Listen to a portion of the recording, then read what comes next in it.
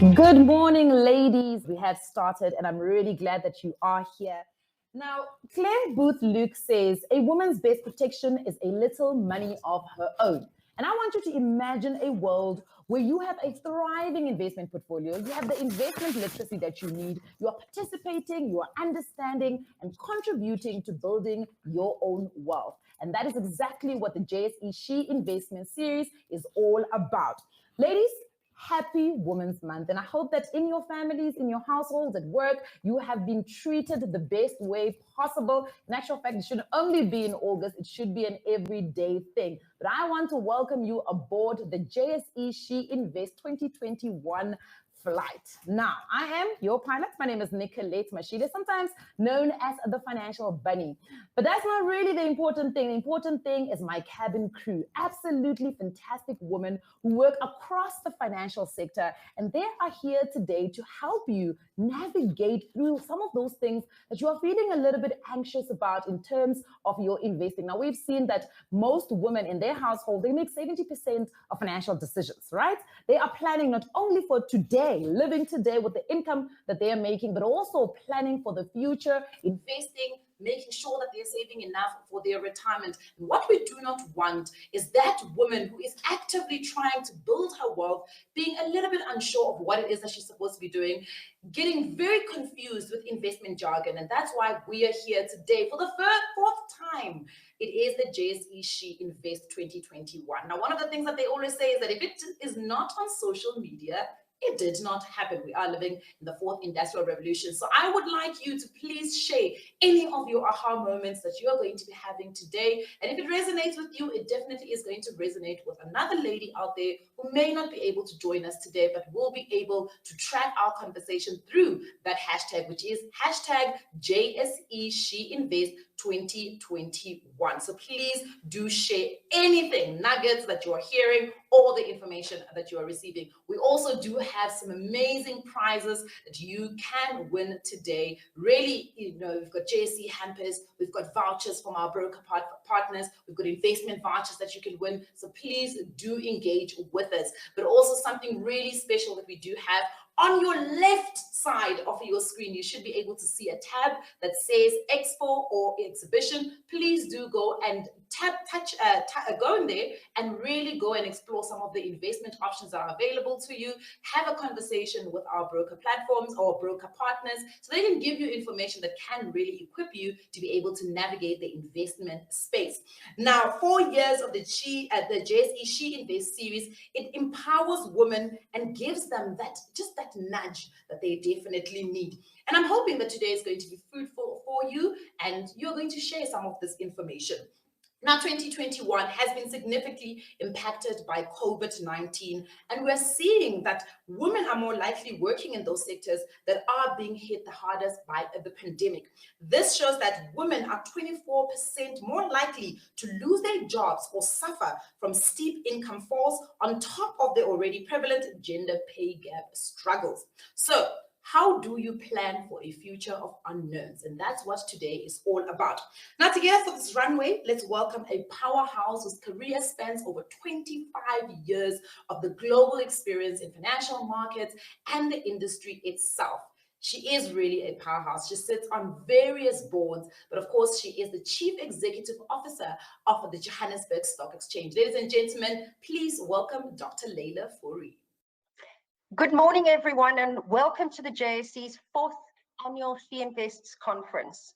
While we would have loved to have welcomed you all in person at the JSE, I'm grateful for the technology that allows us to transcend physical borders and gives us an opportunity to connect from all corners of the world.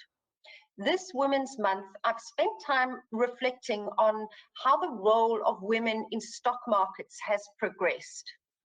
As I reflect on that progress, I'm reminded of a painting outside my office at the JSE, one of my favorites, which depicts the JSE back when we had an open outcry trading floor, if any of you can remember that far back. The painting shows crowds of traders clamoring under the gaze of a big old chalk wallboard. It's a beautiful painting, but there's something about it that stands out. there are no women in the painting. Fast forward today, and while we have some way to go, women have much better representation than ever. From retail investing to asset management, women have centered their position in the investment world. If we still had open outcry floors today, the painting would look very different. Today's event hopes to support that progress. When the JSE launched She Invests in 2018, our goal was to promote and support the investment needs of women in South Africa. Whether you are just beginning your investment journey, or if you're looking for your next step to grow and expand your portfolio, today has a little something for everybody. Our lineup of speakers who are leaders in their respective fields will impart invaluable financial and investment knowledge that will leave you feeling empowered and inspired. I encourage you to engage, ask questions, but most of all, just enjoy the journey. Because after all, investing for your future should be accessible, simple, and fun. To those of you who are joining for the first time, I hope you leave today's event more emboldened and start working towards your financial goals. And to those who have supported us over the years, I hope that you are reaping the rewards of your efforts and that you'll walk away with an arsenal of information that will help you to achieve your goals. Thank you so much and enjoy the event. She's really, really passionate about inclusivity and also diversity within the financial services sector, especially bias, I would say, towards making sure that women are really enjoying their investment journeys. Now, I want to bring on another lady who's exceptional. Her name is Itumeleng Monale. She's the Chief Operating Officer of the Johannesburg Stock Exchange, and she brings a wealth of knowledge when she joined the JSE in January 2021. Her experiences span over 20 years in management consulting, banking, and the financial services. Now, when you look at somebody like Itumeleng, you really want to be like her, because when we talk about somebody that is passionate about being really transparent in terms of how do we get women and how do we get the rest of South Africa to invest, understand investing, but also she's part of, putting together developing and executing the JSE strategy, which encompasses client experience and sustainability portfolio, as well as the exchange public policy and regulatory advisory. Ladies, please welcome Itumeleng Monale. Good morning, ladies, and welcome to She Invests 2021. I believe as of this morning, we had over 1,500 registrations for this event. This is an amazing opportunity for females to bond over things that really matter. So who is JSE? We are a 134-year-old, very proud organization, the oldest surviving stock exchange in South Africa and the largest. Basically, we raise capital for companies, and we give a really credible venue for investors to deploy their cash, and hopefully together these pieces help our economy grow. Bringing it back home, who are the JSE on a human level? We are 413 very passionate individuals, 52% of whom are female. Our board is an 66% female. Our executive committee is close to 70% female. And this is really at the heart of what we then think when we really engage with our markets and the economy at large. I think our passion for this country and our passion for the economic prosperity of our people comes through in what we do on a daily basis.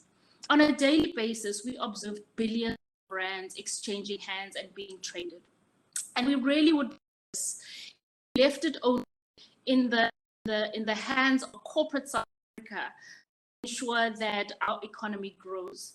What's important and very close to our heart as people who really believe in this country and its future prosperity is to ensure that your individual sweat effort, the same sweat and companies to prosper and grow, also makes you realize a future for yourself and your families. Everybody knows that statistically it has facilitating prosperity, wealth creation of a female, a much bigger impact in society relative to if a man is given the same opportunity. And that's why for us it's so important to continue and have a conversation with individuals in the market, the people who run our economy, the people whose heart sweat is our children, make sure that future generations are future fit and help our companies to be prosperous and successful in their day-to-day exploits. And so really, what we're here to do is say that we are creating a safe place for humans and the individuals in our country to engage, and females especially, to come together, talk about that they are financially independent and future fit, and by that doing, hopefully enable a successful future for bigger society, which is Africa. I really hope that you enjoy great life individuals that to us today. We've created a balanced and hopefully a comprehensive lineup of interventions and thought-provoking conversations that will help you balance yourself, not just financially, but as an individual as well. You phoned your friends, your cousins, your loved ones would also benefit from this engagement. And if you haven't, please let them know that maybe next year is a great opportunity for them to join us. And it's not for them to still register and log on, as there's still a couple of hours to go. Thank you so much to all our organizers as well as our partners. You'll find in exhibit space that you can then visit. Our member brokers are here to ensure that they can empower you and help you really make the right decisions for your own future, financially and otherwise. So much, and we look forward to an amazing event together.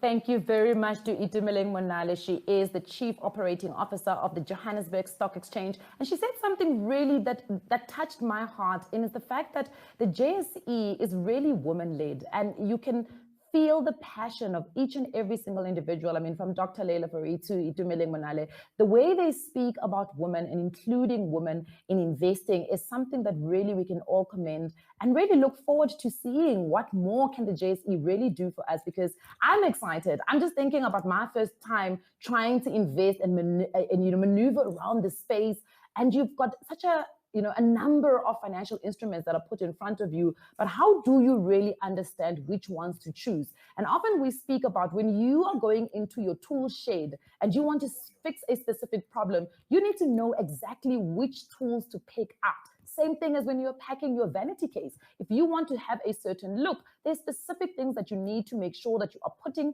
into that vanity case to ensure that the success that you're looking for is a success that you are getting. Now, what about a future of unknowns? Do you really know what it is that you need to put in there? What do you need to pack? And that's why we've got our next speaker. She's extraordinary. I've worked with her many times, and I'm always excited to see her on the lineup. Her name is Maya Fisher-French. She is a well-known South African personal financial journalist and a multiple winner of the prestigious Sanlam Award for Excellence in Financial Journalism for the category of Consumer Financial Education. She currently hosts a show on ENCA entitled Money Matters, and is editor of My Money, My Lifestyle, a personal finance section on the national Sunday newspaper, City Press. And she's released her second book, Money Questions Answered. Ladies, please put your hands together for Maya Fisher-French. And if ever we had to contemplate the future of unknowns, we're living it. A global pandemic that's shut down the world. Jobs have been lost and people have died. It has left no one untouched. But whenever in the history of humankind has there been a certain future? Every generation has lived through a war, a financial crisis, a major political event. Uncertainty is a construct of our imagination. We want it because it makes us feel safe, but it is a false sense of security. Whether it's a global event or personal trauma, our lives never go the way we expect them to. But our lives can also go in positive, unexpected directions. What COVID has shown us is that those who are adaptable have survived. People who are able to pivot to find other income streams have thrived. I run a Money Makeover challenge each year with City Press, where we take 6 people through a money boot camp. Last year, our candidates were not with that hard lockdown. Yet, 2 of them were able to supplement their incomes through their side hustle. Katrine had a franchise to sell environmentally friendly cleaning products and vitamins. Suddenly, people were afraid to go out to the shops. They were only too happy to order cleaning supplies online through her. And I can tell you that she could not keep up with the demand for vitamin C and other immune-boosting vitamins, because I know I was trying to buy them through her as well. And Nono has a side business selling beauty products. She was able to pivot this and start a range of hand sanitizer. For some people, a crisis creates an opportunity.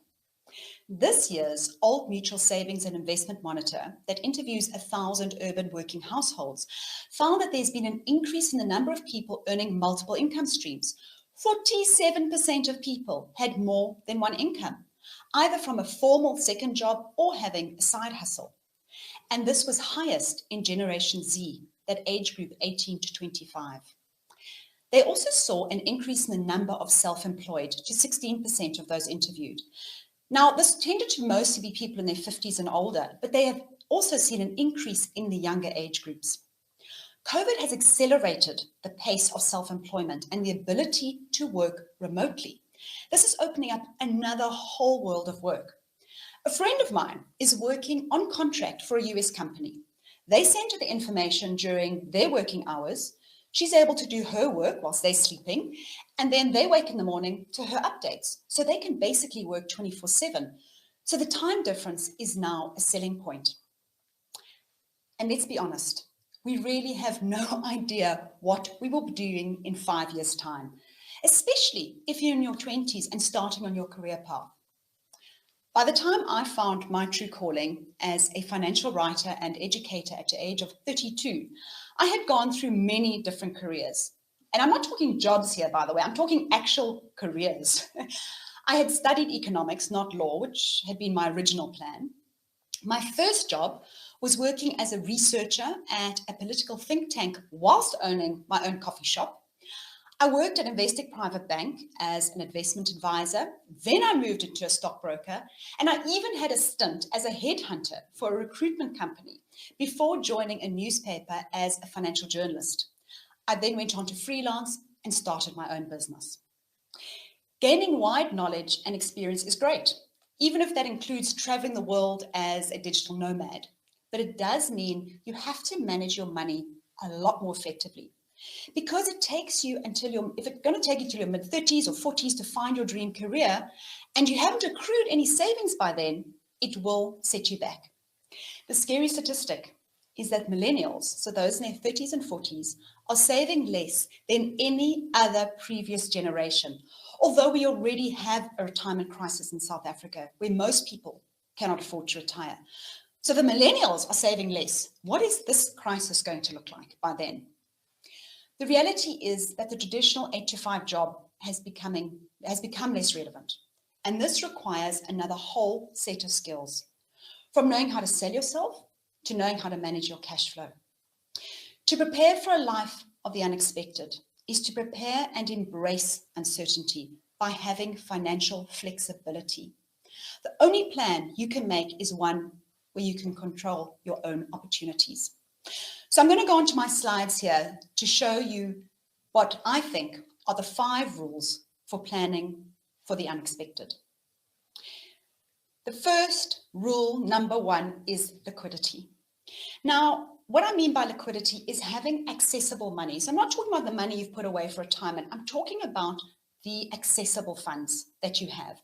And just think for a moment how it would feel if you had 6 months of your living expenses put away in a money market fund.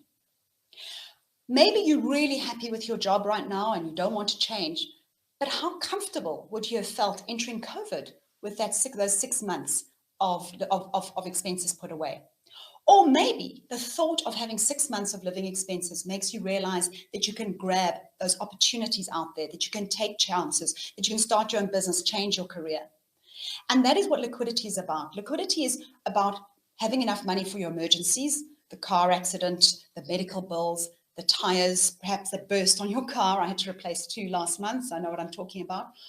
through to an unexpected event like COVID and having those 6 months expenses. But also, and onto my next slide, it is also the power of money is also to give you choices. And I'm really appeal to, if you're a young person, think about this for a moment. If you had to save 20% of your salary every year for 4 years, and you put it in a bank account earning 5%, you would have a year's salary put away within 4 years. And I think this is the kind of thing we really need to think about when we're looking at our money, to keep creating these opportunities for flexibility. Rule number 2 is to prepare for those major financial disasters. And those things that you can't cover with your emergency fund, with those 6 month expenses. These are the big life events. And this is insurance. And if you go on to the next slide, with insurance, there's different types of insurance.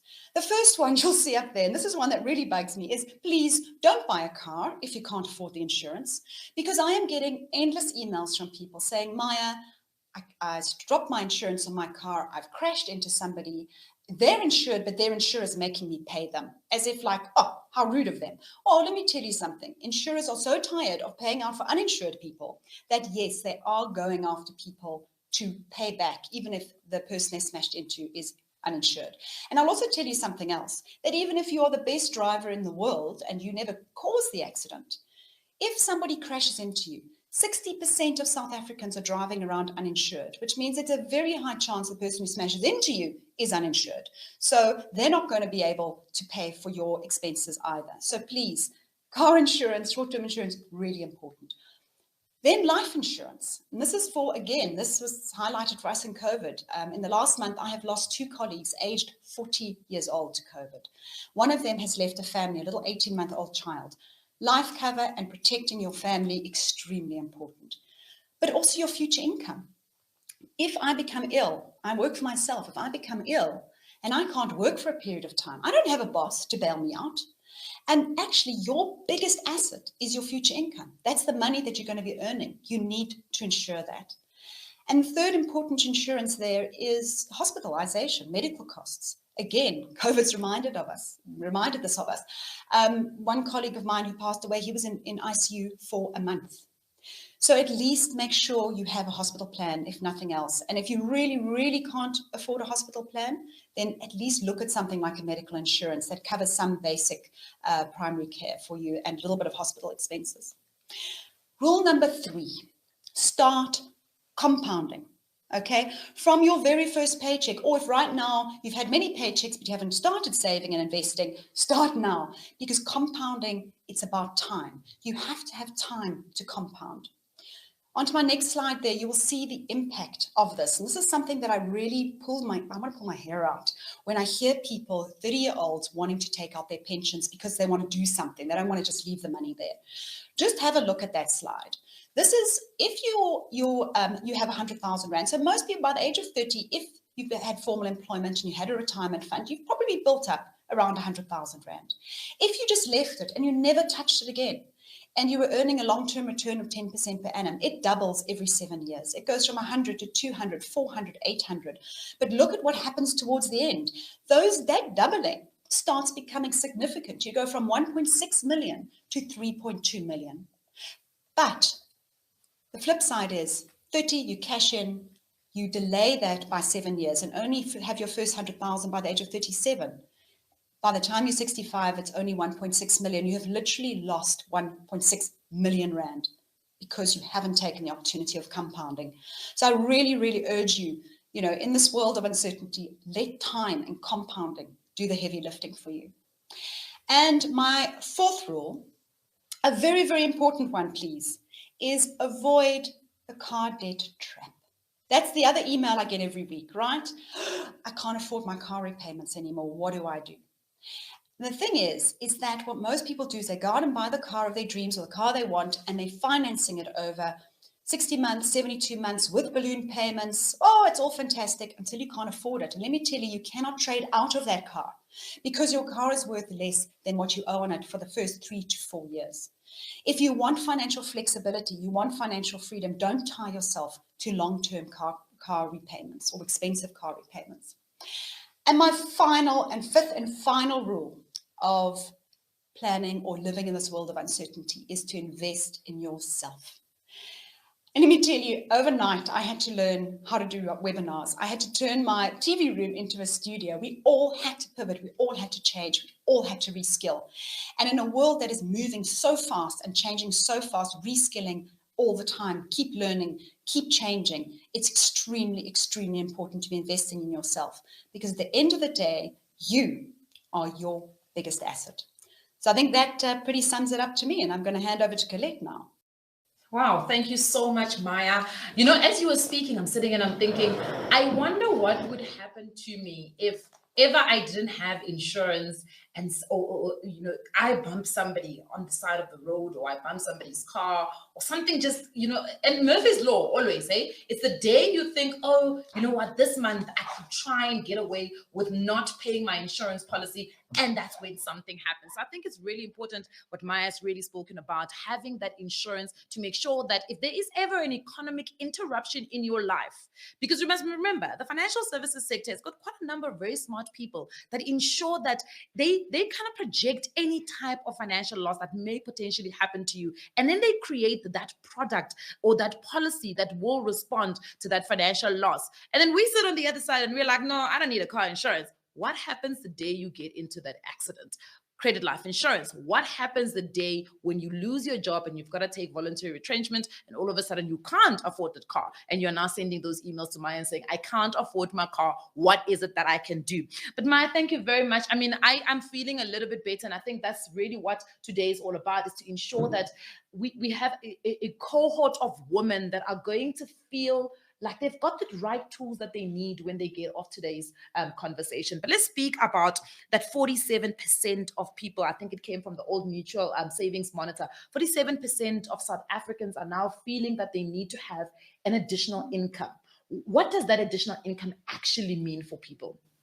Well, I think for many of them, to be perfectly honest with you, it's just to make ends meet. Yeah. And in fact, you know, I spoke about Money Makeover, and this year's cohort that we have, every single one of them either has a side hustle or is looking to start one, simply to make ends meet. Sure. So I think there's two aspects to it. I think that it is the reality is that incomes have not kept up with inflation over the last 4 or 5 years. So people are supplementing.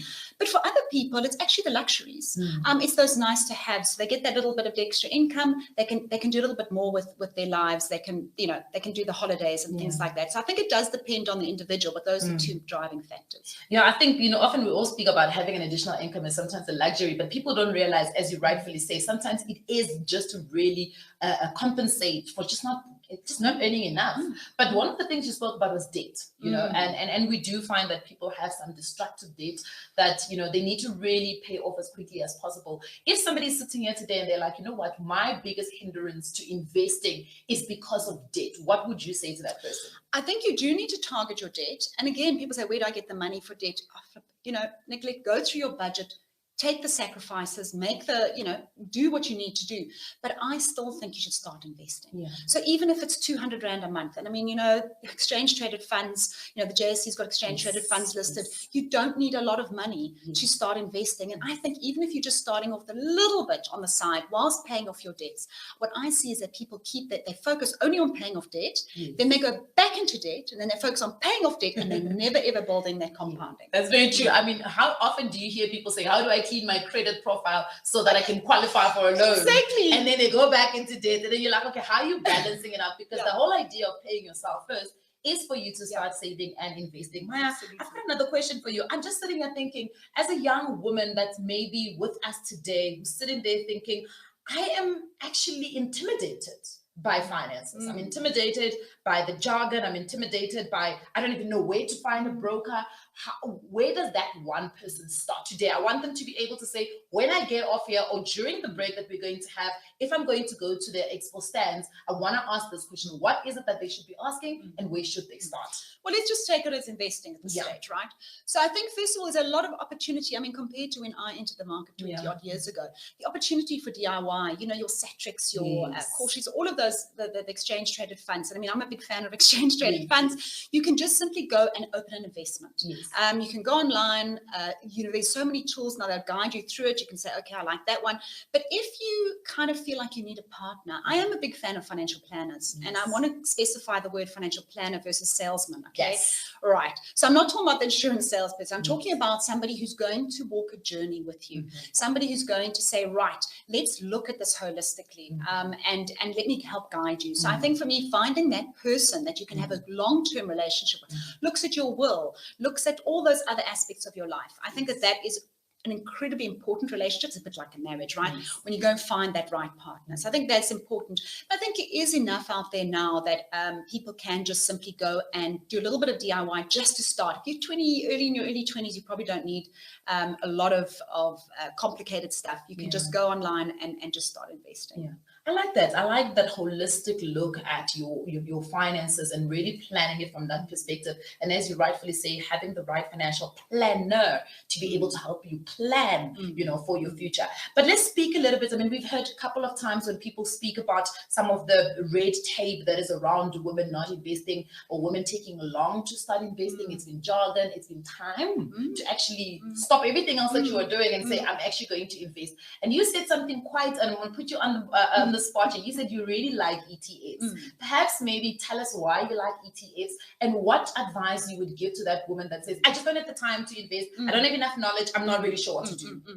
So I mean, I like both unit trusts and exchange traded funds because what they do is for a very little bit of money, you're able to get a wide exposure to shares. Because, people say, I get a lot of these emails where I want to start investing on the JSE. Well, what does that mean?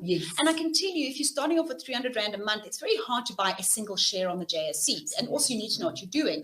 Where an exchange traded fund is actually listed, it's actually listed on the Johannesburg Stock Exchange. It's a share in a sense.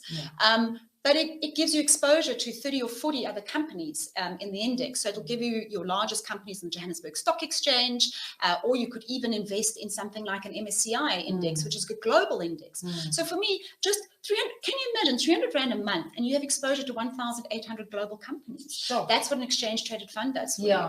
And a unit trust, you go to your asset managers, your well-known asset managers, places like 91 and Prudential, Ellen Gray, we know the names. And you can also, but their minimums tend to be a little bit higher. They're about 500 Rand a month. But then somebody's actively managing for you. And I just think you don't need to know a lot. You can just really say, I'm going to put that there and I'm going to invest for the long term without having to try and navigate the space of individual shares. I like that because, I mean, I read somewhere where they spoke about how Warren Buffett at some point was reading financial documents for 12 hours in a day. And I was like, listen, I want to be a Warren Buffett, but I don't have 12 hours to read financial documents. You can actually just invest in his fund. Honestly speaking, whatever he's already put together, let me invest in that. Exactly. And I think that's also, we've got Nerina Fisser later on. I mean, she's the fairy godmother of ETFs, and she probably will get us a little bit some more information around that. I really enjoyed that. And last, Maya, just to wrap up, you spoke about investing in oneself and really being able to get equity and value for yourself from investing in yourself. Please, if you can maybe give me 3 top ways. I mean, you spoke about the importance for you, for what you do, understanding how to present on a webinar, you know, getting the right equipment for you to make sure that you can. I mean, when we were planning, by the way, when we were planning for this, Maya, you know, she comes in and you can see she knows what she's doing. She's been doing this. She's ready for it. And it's the amount of times you've done it. Those 10,000 hours that you need to put in. So if somebody is watching today and they're like, I want to start investing in myself and make myself a little bit more valuable, how do they do that? I suppose you've got to decide what it is you want to do. Yes. And I do think, Nicolette, you know, I had a friend who said to me, I made a big leap of faith, right? When I left stockbroking, you know how many people said to me, you did what? You left stockbroking to become a journalist. I mean, you must have done complete opposite of what anyone else does. Yes. And a friend of mine said to me, if you are doing what you're meant to do, the money will follow. Absolutely. And I think that's the key thing. Don't chase the money. Yes. Chase what you want to do. Yes. Because if you want to do it, you will do it well and you will skill up and it'll be fun and it'll be enjoyable. And then you do need to look and you're saying, right, what are the skills that I need to do this? And also skills are not developed overnight. Yes. Going and doing a course doesn't mean that you walk out the next day, accomplished. So I think time and investing in just doing it over and over and over. And I must just tell you, I'm going to tell you a very brief story. I was, to make a little bit of extra money, I was doing some PR writing when I first went freelance. And I'd been doing some press releases for a Pacific company for like over a year. And the CEO phoned me the one day and said, gee, you know what? Your writing's improved so much. I really like this latest one. And I was shocked. I thought, but haven't I always been writing well? And then I realized that actually, it takes time to develop a skill. So you do have to keep working at it as well. And I think thirdly, I think you do need to then, obviously how to monetize, but I think you do need to reach a point where you are skilled enough, where you feel like you've got the value. Don't think just from day one, you have the right, I suppose, to say, well, I have arrived. You're going to have to be a little bit humble about it, build up your skills, and then become somebody who other people want to partner with. And can trust. And showing up. And I think Mapelo is actually going to talk about that a little bit later, but showing up. And her and I were having conversations about this yesterday, so I'm probably taking Steno's thunder there a little bit from Mapelo. And I think she'll be talking a little bit about that, and I think that's very important. Sure, Maya, you're always fantastic, always sharing such important nuggets. I want you to just straight to camera, perhaps. What is the one lasting and parting message you want to give to every single lady that is here today watching? You know what? Your personal finances are really, really important. And I know I think what stops many of us from dealing with it is fear. And the best way to overcome fear is to start doing. And I see this every year, this Money Makeover challenge that we run. The minute people sit down, the minute they do a budget, the minute they start creating a plan, their lives literally change in months. I'm not talking years, in months. You must they're glowing. They said, I don't know how this happened. This is incredible. It is about the deep breath. Sometimes it requires a glass of wine. The first time I ever did my budget, I can promise you I had to have a glass of wine to recover. But you just got to grab the bull by the horns and start working on it and put the time into it. Sure, I love that. Thank you so much, Maya Fisher-French. She is absolutely amazing. She is an educator. You can hear it really lies deep in her core to make sure that she gives us that information that we need to be able to maneuver around our financial education. Now, ladies, we're going to take a quick break. But during the break, I want you to get into your bedroom, get into those comfortable clothes, because we're about to do a Zumba class. We're going to have the best fun, because at the end of the day, it is a tripod. It's your wealth, it's your health, and something else that I cannot remember right now, but it's definitely important. So get into those Zumba clothes. Let's get ready. Do not forget to please go and visit some of our expo stands. It's going to blow your mind, everything that they've got to share with you. And remember, some of the prizes that you can win today will be chosen there. So do go, engage, have a conversation, ask as many questions as possible. I'm not seeing enough engagement in the chat box, guys. I want to get those questions. Let's get those questions going. Please, this is your opportunity to really get the most out of today's event. It is the JSE She Invests 2021. Don't forget that hashtag on any of your social media posts. When you are posting, share those nuggets, share those aha moments. Maya spoke about quite a number of some of the tools that you can really employ today to be able to plan for that unknown future. Those unknowns that you may not really be knowing about, you may just be able to really make sure that you are covered for those. So I'll see you guys after the break.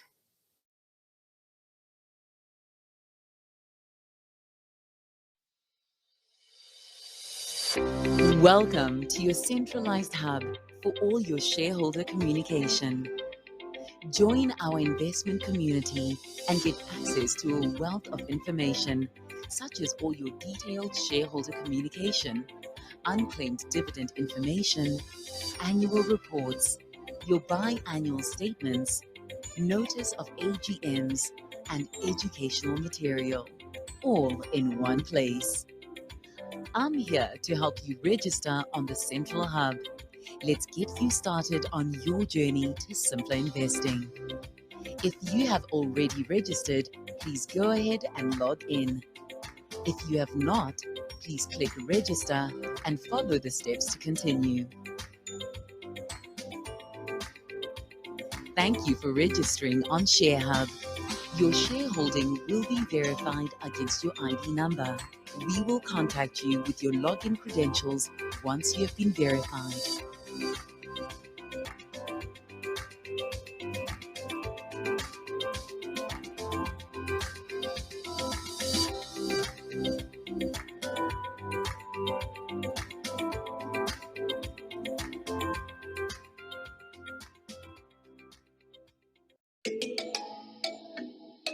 Do you want to learn about the stock market, test your investment skills, and stand a chance to win amazing prizes at the same time? Then the JSE virtual trading game is the game for you. It's an online trading competition that simulates real trading in a risk-free game environment. The competition gives you a chance to learn all about investing on the JSE and to develop your research and strategy skills around the trading of JSE-listed instruments. Each competitor will get a virtual 1 million rand to build an investment portfolio. Player performances are tracked and measured, and the players who build the most valuable portfolios will win their share of 60,000 rand in prizes in the form of Satrix vouchers. That's right, the game is simulated, but the prizes are real. Don't miss out. To enter, register now at virtualtradinggame.jse.co.za.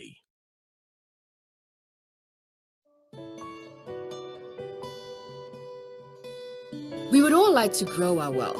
Please join us as we take you through a journey on how you can invest on the Johannesburg Stock Exchange. You may have heard of ETFs, but may not be sure what they are and how they work. An exchange-traded fund, or ETF, is a listed investment product that tracks the performance of a basket of shares, bonds, or a single commodity. These baskets are known as indices. An ETF can be bought or sold in the same way as an ordinary share.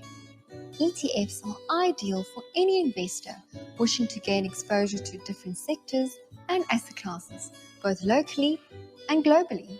How can you invest, you may ask? Follow these simple steps to begin your investment journey. Open an account with an authorized JSE stockbroker.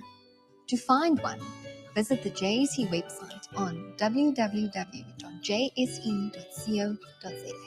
and click on Find a Stockbroker. The broker will assist you with opening an account. Or speak to a financial services provider or an ETF provider to open and start an investment plan. Congrats! You are well on your way to purchasing your first ETF. Starting your investment journey is at your fingertips. And there you have it. Easy steps on how you can start your investment journey with the JSE and grow your wealth. Now sign up and take control of your financial future.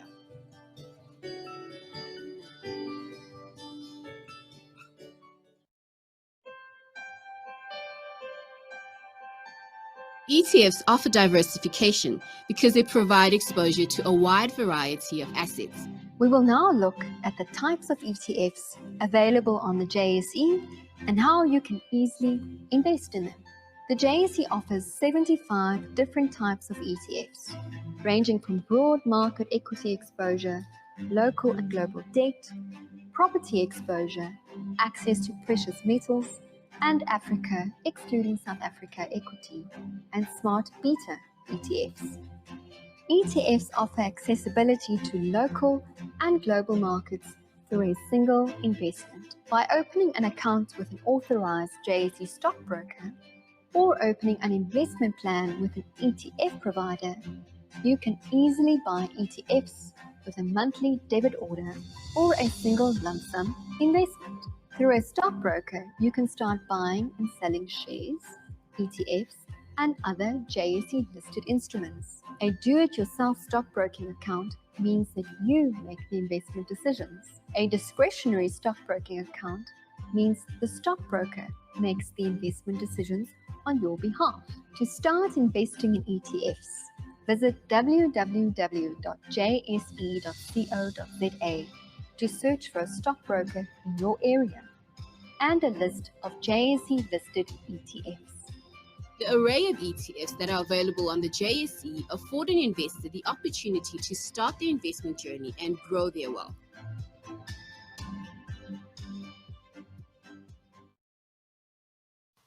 Hi, I'm Annalisa. Welcome to the She Invest event. I'm a holistic physiotherapist as well as a Zumba, belly dancing and rebounding instructor. In my practice, I find that most patients don't exercise, most with the excuse that they just don't have enough time. But in the state of the world today, exercise and good health are now more important than ever. We already know about the benefits, the physical benefits of exercise, but what about the mental and psychological benefits? Exercise helps to reduce stress. It improves mood by increasing serotonin levels. And most importantly, it can be fun, and we could all do with a bit more fun these days. I'm here today to show you that exercise doesn't have to feel like a chore. I hope you enjoy your mini Zumba session.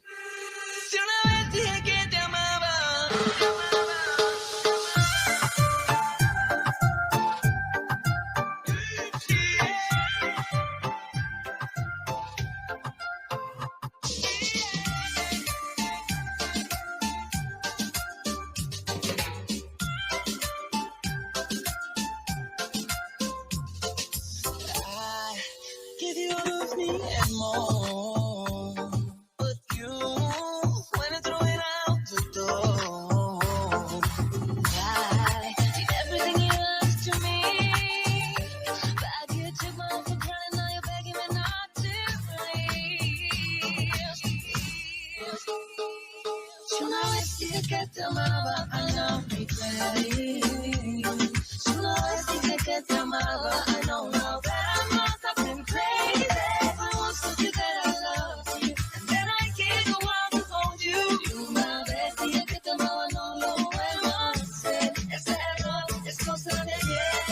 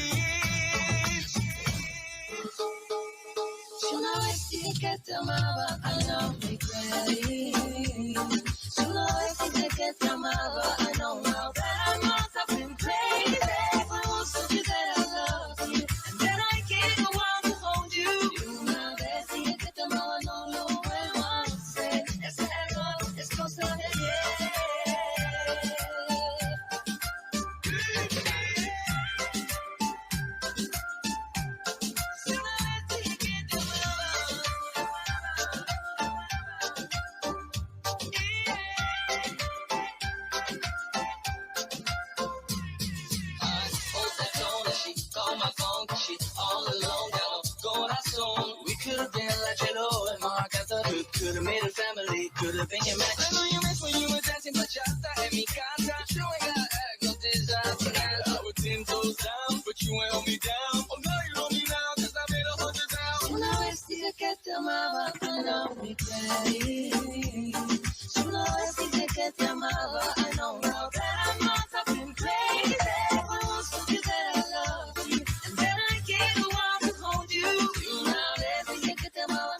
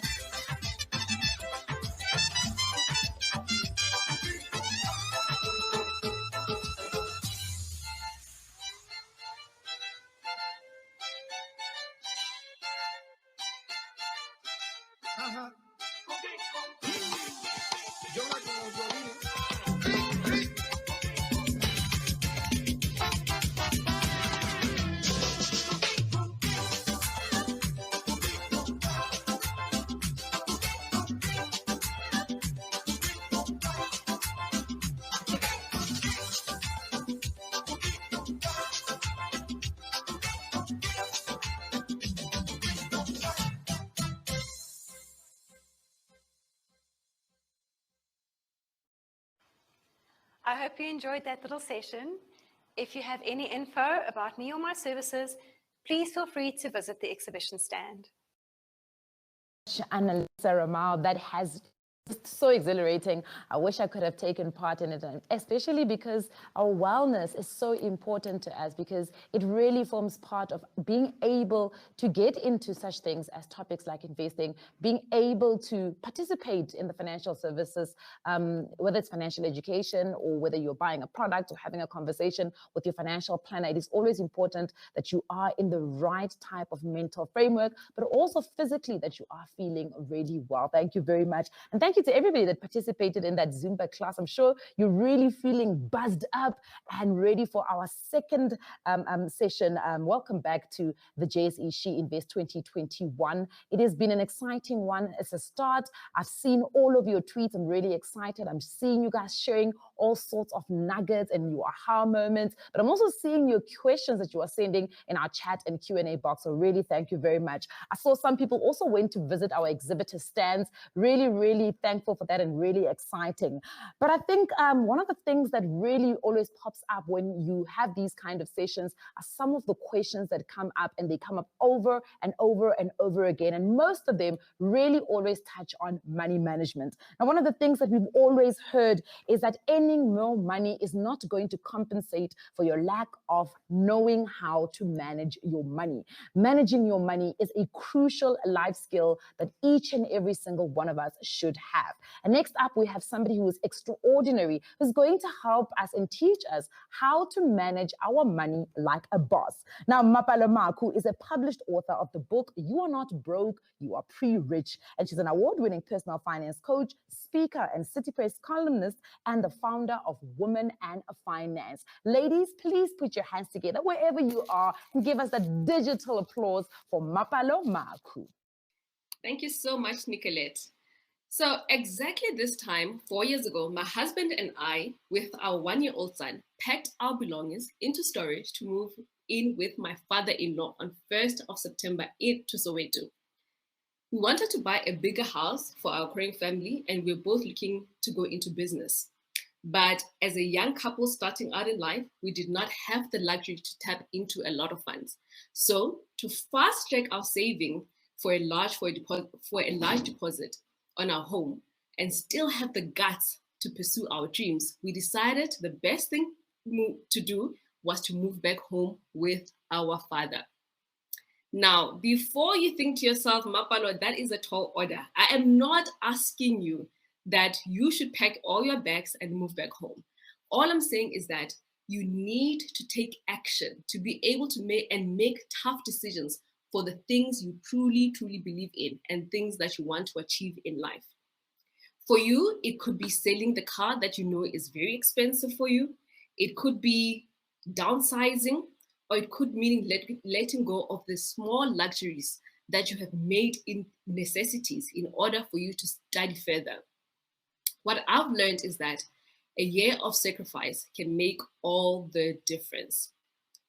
Right now, wherever you're watching this from, you know what action you need to take to get closer to your financial success. But you're hesitant because you're thinking to yourself, what will people think? Bazotini, of how uncomfortable and scary it might be. You're thinking to yourself, what if it doesn't work out? But my question to you is, what if it does? This speaks to what psychologists call locus of control. All of us operate from an internal locus of control or an external locus of control. Internal locus of control says, I know myself, I know that I'm worthy, I know that I'm enough, with or without the flashy stuff, with or without what the world deems successful. Then external locus of control means that I look at things and I think, oh goodness, I'm only respected if I have flashy stuff, if I have assets, if I live in a certain suburb, if I drive a certain car. And normally, people who have an external locus of control cannot make definite decisions for themselves to move forward. They always make decisions, specifically financial decisions, based on what other people will think of them. And normally that puts them in a very, very, very bad place. When we were transitioning, I read these two quotes and I reminded myself of them very regularly. And I'm going to read it to you. One is from The Alchemist by Paulo Coelho, and it reads, Making a decision was only the beginning of things. When someone makes a decision, he is really diving into a strong current that will carry him to places he had never dreamed of when he first made the decision. The second one goes like this. Going after a dream has a price. It may mean abandoning habits, it may make us go through hardships, or it may lead us to disappointment. But however the cost, it is never as high as the price paid by people who live in their comfort zone. I still have the picture of all our belongings in our boxes. And this is to remind myself that never ever be afraid to make tough decisions in your life. And that not taking risks in your life is the biggest risk you will ever take. I'm glad to say that our decision has paid off. And that, ladies and gentlemen, and I say gentlemen because I know my husband and my dad have joined on the event, is my first point on how to manage your money like a boss. It is make sacrifices, have definiteness of purpose, and show up for your dreams and goals. Perhaps that is not what you're looking for when we're talking about how to manage your money like a boss. But I believe that the first and the most important thing to do when it comes to managing your money is fixing your mind and having a resolute decision and making a resolute decision that this is what I will do and these are the sacrifices that I will take. If you cannot do that, then the rest will be very, very tough for you. So that was number one. Then the second thing on how to manage your money like a boss, you need to think of the big picture. Ask yourself, what is my net worth today and what will it be in the next 5 years? So I started doing the net worth calculation way before I had literally had any money to my name. So your net worth calculation basically and simply is your assets minus your liabilities. If your assets are more than your liabilities, you're heading in the right direction. But on the other hand, if your liabilities are more than your assets, it means that you need to go back to the drawing board. I have this calculation on my Excel spreadsheet right here on my laptop, but I also have it written down where I can see it every day. And this is on my wardrobe. I know that's a little bit crazy, but every day when I open my wardrobe, I'm reminded of the things that I want to achieve. I'm reminded that by the end of this year, I want my net worth to have grown by X percentage. When I see this, it helps me in all my other financial decisions, especially the big purchases, because I ask myself, is this big purchase moving me closer to the net worth that I want, to the life that I want? And remember, the net worth calculation is not so much about the number itself, but it's about the lifestyle that you want to lead, the options that having money and being in control of your money gives you. So do this calculation at least once a year. And for you, it could simply mean that you are reducing debt, thereby getting closer to a positive net worth amount, right? Or it could mean that this year you were able to save 5,000, which for most people, they have never ever done, or save 10,000 or 20,000, whatever that case might be for you. No amount is too small. It is all about building good money habits, all right? Then number 3, know where your money is going. Now we are going back to basics.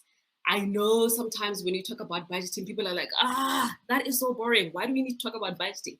It is important because budgeting, I think this is Dave Ramsey who said, budgeting is simply telling your money where to go instead of wondering where it went. How many times have you, right at the end of the month when you get paid and a few days later, you're just wondering, where did it go? Where did it go? So because you do not have a budget. And often I ask people, do you have a budget? And they will say yes. Then I ask them, can you show me your budget? And all of a sudden I get, well, you see, I know roughly what I spend. So for me, that tells me a lot of the times we have mental notes of where our money is going. We don't have an actual budget. So you need to write down your budget, either on an Excel spreadsheet or on your, if you're more tech savvy, it can be some sort of an app, but it needs to be written down. And it's something that you need to revisit often, not just something you do at the beginning of the year, because a lot of the times people talk about New Year's resolutions and they say, this year I'm going to get my money right, but they don't follow through, right? And one of the best methods of budgeting is the 50-30-20% budgeting rule. 50% goes towards your needs, 30% goes towards your wants, and 20% goes towards your savings and investments or paying off debt. I love this calculation because it says to me that it accommodates my hobbies, it accommodates the things that I want. And oftentimes the gripe I get from people, they say that with budgeting, it doesn't allow you to enjoy yourself. But with this type of method, with this method specifically, it allows you to enjoy yourself, but it accounts for everything that goes on with your money. Then the question I want you to ask yourself when it comes to budgeting is, am I using money to just buy things or to accomplish things? Buying things refers to purchases like buying the latest gadgets or spending money on clothes just so that you can always be on trend.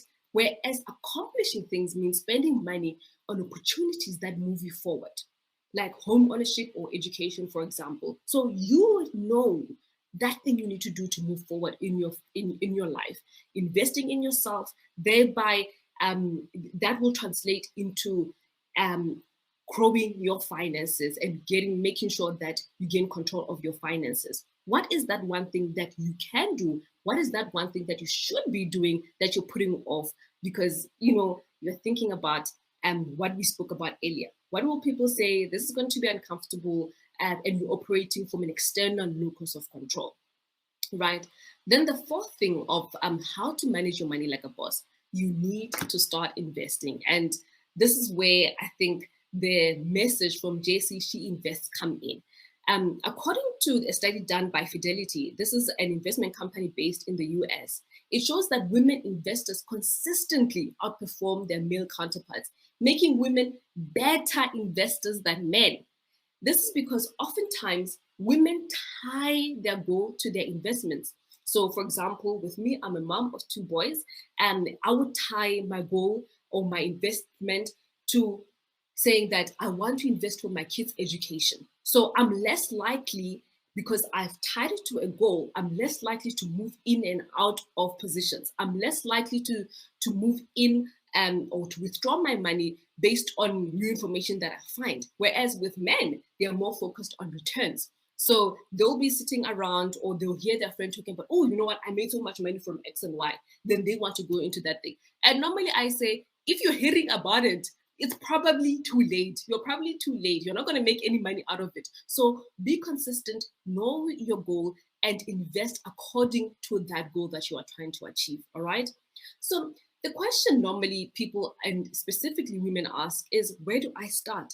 I think Maya spoke about this, that there are over 1,000 unit trusts. There are over 1,000 exchange-traded funds available in South Africa. And it makes it very intimidating for women to choose which one, right? But and it leads to what we call analysis paralysis, where there's just too much that you cannot choose and you end up not doing anything. Then a year later, you meet the same person who emailed you or DM'd you and said, hey, Mapalo, how do I go about investing? And that very same person has not done anything because there's just too much information. There is such thing as too much information. So I always say, you know what? If you've done all the clearing off your debt, you have your emergency fund, for example, and now you know that you're investing. And remember, you need to make a distinction between saving and investing. Saving is money that you're going to use in the next couple of months. Investing, on the other hand, is more long-term. So if you have made that distinction and you've done all the right stuff, I would say that one of the best ways to start investing is going through a tax-free savings account. And I hate the word tax-free savings account because automatically people think that it's just another savings account that you use and you can access it easily. A tax-free savings, and I'd rather call it a tax-free savings investment, you invest for the long term. That's when you really get to see the benefits of a tax-free savings investment.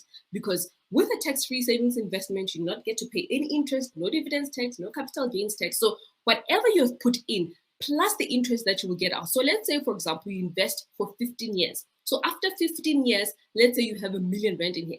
This is the only time that Sasha says, okay, that's your money. I don't want any share of it.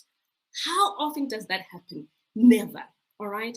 So the most important thing about investing is to start early as possible because of compounding. And I know Maya spoke about this, right? Then the fifth thing and the last thing on how to manage your money like a boss is simplicity still wins the race. And what do I mean by this? People often ask me, Mapalo, how do I, for example, buy cryptocurrency? Oh, what is the best share to buy? What is the hottest thing to buy?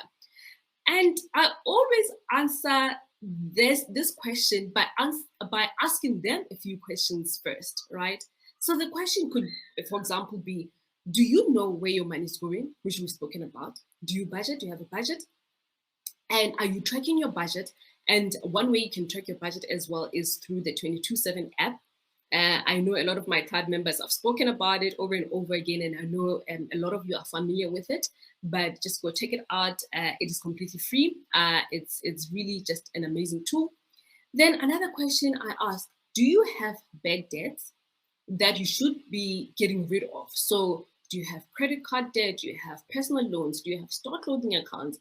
All of that debt that you want to squash because the interest rate that is charged there is so high.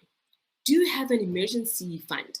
And oftentimes when you talk about an emergency fund, and most of the time, or experts say you need to have 6 months, you need to have a year's worth of expenses saved somewhere. And people get intimidated. They think to themselves, I don't even have 1,000 rand saved. How am I going to save 6 months of my salary sitting somewhere? How is that possible? And I always say, you know what?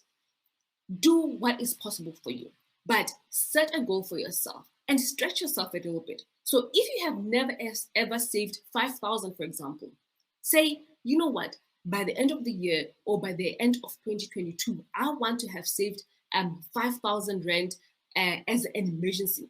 And that gives you confidence that if I'm able to put away this amount of money and just have it there, because what I've seen, people save money, but then they end up using it throughout the month, right? So that money needs to be left alone. It needs to be left alone. If you can do that, it gives you the confidence to say, if I can achieve this, then perhaps I can move to 10,000. Perhaps I can move to 20,000. Perhaps, okay, I've reached the 50,000 mark. Perhaps now I will be able to save 6 months or years worth of expenses, right? And it is very important to have an emergency fund. Then another question I ask is, are you saving towards retirement in a low-cost retirement annuity? And Maya spoke about this as well. Are you moving from one employer to another and withdrawing your funds? That will set you back, right? It's not just about the amount of money you lose when you exit that employment, but it is the potential compounding that you would have earned over a couple of years that you're losing out on. So don't be short-sighted when it comes to personal finance. And I think this is one of the biggest problems, that people are short-sighted.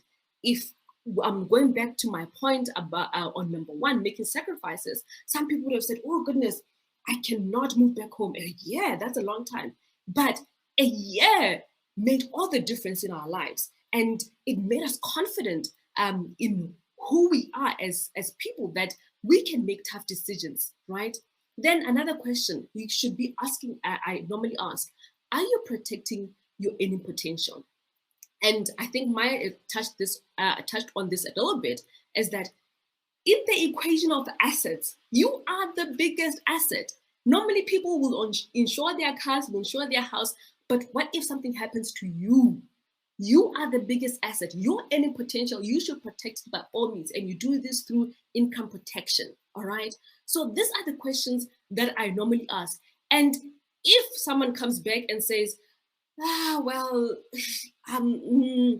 I say, then you are not ready to move on to the sexy and the hot stuff like cryptocurrency, the thing that is on everyone's lips, okay? So for example, the answer, like I said, the answer I get is often no.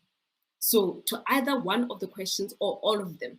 So this has taught me, like I was saying, that Oftentimes, we want to go for what sounds hot, what sounds like it's sexy, and we skip through very crucial and simple financial steps that will lead us to financial security.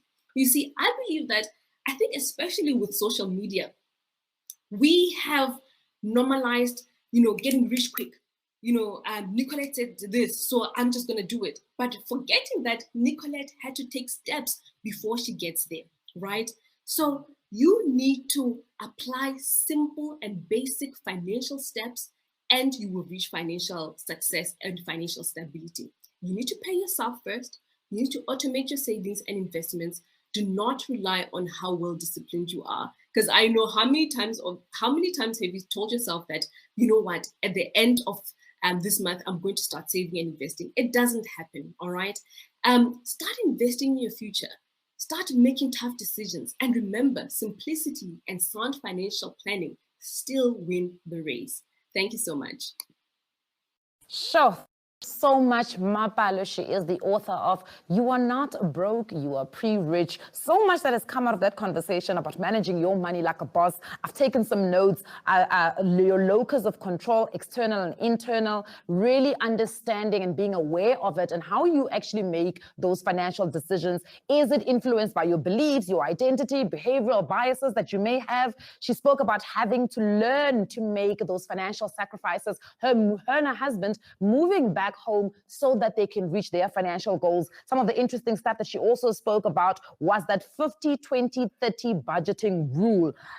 50% of your after-tax income must go to your needs, 30% goes to your wants, and of course that 20% that goes to paying yourself first. And probably some of my favorite is just being simple when it comes to your finances. I think a lot of us think that there's some big hidden secret that really goes into managing your finances, but Mapale really put it out there for us. And she says, be simple in what it is that you are doing. Make sure that you've got that emergency savings. Make sure that you're protecting your earning potential. Pay yourself first, automate those savings. And I'm so glad that we still have Mapalo to have a Q&A with her, because so many of the questions that came through that Q&A were really, really interesting in speaking to what are ways in which I can manage my money like a boss. Mapalo, thank you very much for joining us for the Q&A. Thank you so much, Nicolette. I think I'll start with this question. How do I deal with those inherited relationships that I may have with money, or money beliefs that I've picked up as I am growing up that could potentially influence my external locus of control when it comes to my money? You know what, Nicolette? And I always say this, that our money relationship or how we manage our finances is based on how we grew up. So the people around us, how we grew up, our parents, and the society we grew up in. So I'll give an example. When I was working in corporate, there's a lady who used to say, right? Literally, that's all she used to say. And to translate for those who didn't understand is that you cannot live without debt. And she believed it, and that's every single month by the 25th of when she got paid, she would be ducking and diving calls because people would be calling him. So it was an internal belief that I cannot live without debt, and I need to be running around, escaping people and running away from people. So I think for me, the most important thing is to interrogate that and say, why do I believe that? Do I really believe that? And do I want that to be my belief system going forward? A lot of the times we just go through life on autopilot. We do not question the things that we've heard about money. We do not question the things that we heard when we were growing up. So I think as an adult, you need to interrogate and sit back and say, hey, why do I believe this? I do not need to believe this. What is the new belief that I want to have? And you list all of the limiting beliefs, and I call them limiting beliefs. List all the limiting beliefs that you have about personal finance, about money, and say, I actually want to stop believing this. Because if you believe it, believe you me, your kids also are going to believe the same thing, whether, in a very unconscious way. So you need to interrogate and start questioning why you believe that, and perhaps come up with new things that you do want to believe when it comes to your money. Thank you very much, Mapalo, for that response. We've got a question that is coming in from Linde Lwamahonga, and she wants to know, what would be your advice to someone who has never invested her money in any wealth-building vehicle and they do not have a regular income? You know what? I think the investment landscape has come so far. I will tell you, I'll give you an example. When I started and I went into women in finance on a full-time basis, I didn't have a consistent income. And we know that as a freelancer or as someone who owns their business, you don't have a consistent income. But you can have rules for yourself. For example, I have a rule that whenever I get paid, 10-20% of that money will go towards my savings. So it's irrespective of this month I'm making an income or not. So you need to have rules for yourself and say, okay, whenever I get paid, I will put away 10%. And it's to be a very, very strict rule. And you need to automate that, because oftentimes we rely on our discipline and the money comes in and all sorts of things are happening, and we eventually don't end up doing what we meant to do in the first place. So have rules for yourself and stick to them. Automate your savings and investments. So it allows you that even if you're not getting paid, it's okay. But when you do get paid, you know that 10% of that, 20% of that, whatever percentage it is for you, you know that it will go towards your saving or investment. I really like that. I like the idea of automating your savings, because I think, as you rightfully say, once there is an income, or once your income becomes a little bit more regular, there's already that infrastructure that you've put in that allows you to invest a certain and save a certain amount of money. We've got Tebogo Taunyane, who wants to know, I see it's more about monthly savings. What if one cannot commit to a monthly due to lack of unemployment or employment, but as a little bit that can be invested at lump sum? Is there a specific amount that a person should be investing as a lump sum? No, I don't think there should be a specific amount. I think always when it comes to personal finance, do what suits your situation best, right? So for example, I know a friend of mine who also is a freelancer. They get lump sums because they are a cameraman, if I can call them that. They know that they have specific work at a specific time of the year, and they know what amount they're going to get. So they know that their whole entire investment portfolio is going to come from there. So investment houses do allow for that. And that's the beauty of investment houses. They don't restrict you to just monthly payments. They don't restrict you to regular payments. You can do payments or investments as and when you do have money. Well, we've got another question that comes up about cars, and it's coming from Prashani Reddy. She says, I have to own a car to get to work because I live in a rural town. How do I navigate or avoid the car debt? And I just want to piggyback another question that also speaks to the car issue, and it's from Anonymous, and it says, a car is sometimes seen as an expense, which it is. However, how do you come out of the separation anxiety? So let's say, as I think it was Maya who spoke about, if you can't afford your car, you need to find ways in which you either give it back, surrender the car. But how do you deal with that separation anxiety of knowing that you actually need this, this expense, if I may call it that, but you don't really know how to maneuver it? I think, Nicolette, the question here rather is what type of car? Because we all need to get from point A to B, right? The question here is what type of car will I get from point A to B in a Bentley, for example? Or will I get from point A to B according to what my finances can afford, right? If I can afford a Chevy, drive a Chevy. It needs to get you to where you need to get to. And I never want to say, don't have a car. I mean, that's ludicrous. We know that our transport system here is poor. So you need to have a car because it is the most reliable thing that you can have. So get one that accommodates your budget. The problem comes in when people start going for balloon payment, so meaning that you're driving around in a car that you cannot afford. The problem comes in when now you want to go for something much fancier, but your budget cannot afford that. So the question always is, what type of car does it allow? Is it within my affordability? If it's within your affordability, then it's okay because it's helping you make an income. If I cannot go to work, I will not be able to earn an income. So you need to ask yourself the question, am I driving around in a car because, well, what will people say and what will people think of me? Or I just need to get from point A to B. And there's a time for everything, Nicolette. And I think that's the underlying message. There's a time for everything. There's a time for you to do what you need to get to do to get to where you need to get to earn an income. And there's a time to flourish. There's a time to enjoy the things that you've worked hard for. But if it's outside of your affordability, then you shouldn't. Always fantastic having a conversation with you, Mapalo, listening to you share valuable information. I guess in that case of the car, it's always that external locus of control that kind of jumps out and makes you buy that car that you perhaps want people to think that you are doing really well. But at the end of the day, if it's not doing what it needs to do for your finances and helping you change that net worth calculation that Mapalo spoke about earlier on, then maybe you need to really reconsider it. She is the author of You Are Not Broke, You Are Pre-Rich. It is a book that you can go out there and get. And of course, she runs Women and Finance. Thank you very much, Mapalo. We're going to take another short break. And again, please do go and visit our expo page, and visit our exhibitors. They've got some exciting ways in which you can really start your investment journey. If you have not started, and if you already are on it, there are several things that you can find out that really will get you on the move. So do stay with us. We're coming back after this short break.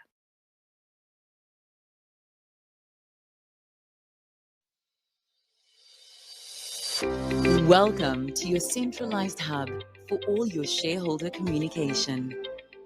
Join our investment community and get access to a wealth of information, such as all your detailed shareholder communication, unclaimed dividend information, annual reports, your biannual statements, notice of AGMs, and educational material, all in one place. I'm here to help you register on the Central Hub. Let's get you started on your journey to simpler investing. If you have already registered, please go ahead and log in. If you have not, please click register and follow the steps to continue. Thank you for registering on ShareHub. Your shareholding will be verified against your ID number. We will contact you with your login credentials once you have been verified.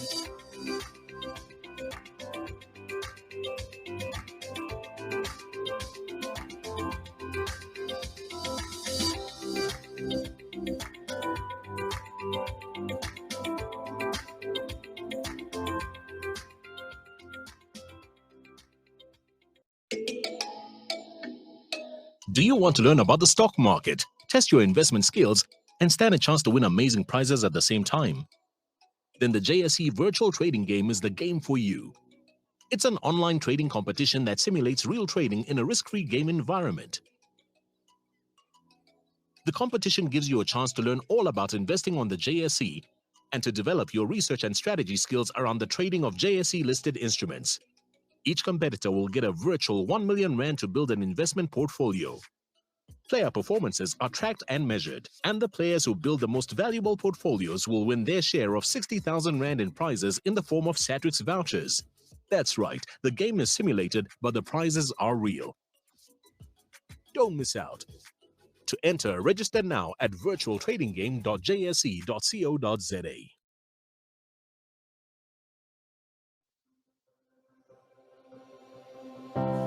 Financial independence is very empowering, and every woman deserves to attain it without feeling like it's impossible. Come along and allow us to show you why ETFs need to be part of your investment journey. As women, we are responsible for so many aspects of our lives, including our finances and future. Therefore, making any investment decision should be affordable and accessible. ETFs offer investors a low-cost and hassle-free route to starting their investment journey, therefore saving you time and saving you money.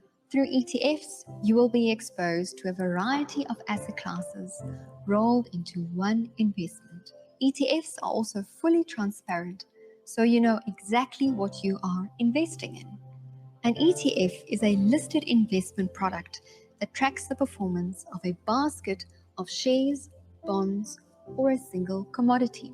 ETFs are low cost, liquid, easy to trade, diversified, and well regulated.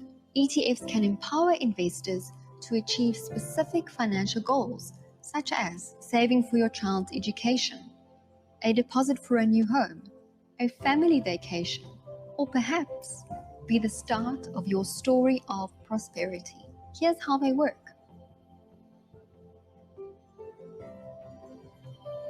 To start investing in ETFs, visit www.jse.co.za to search for a stockbroker in your area and a list of JSE listed ETFs. Take charge of your financial future with the JSE ETFs. Become an investor today.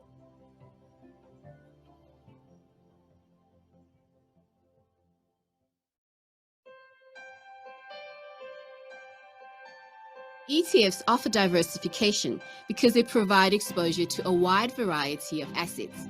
We will now look at the types of ETFs available on the JSE and how you can easily invest in them.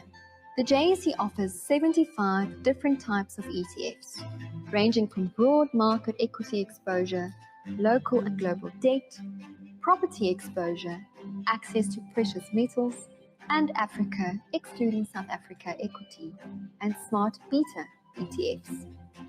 ETFs offer accessibility to local and global markets through a single investment. By opening an account with an authorized JSE stockbroker or opening an investment plan with an ETF provider, you can easily buy ETFs with a monthly debit order or a single lump sum investment. Through a stockbroker, you can start buying and selling shares, ETFs, and other JSE listed instruments. A do-it-yourself stockbroking account means that you make the investment decisions. A discretionary stockbroking account means the stockbroker makes the investment decisions on your behalf. To start investing in ETFs, visit www.jse.co.za to search for a stockbroker in your area and a list of JSE listed ETFs. The array of ETFs that are available on the JSE afford an investor the opportunity to start their investment journey and grow their wealth.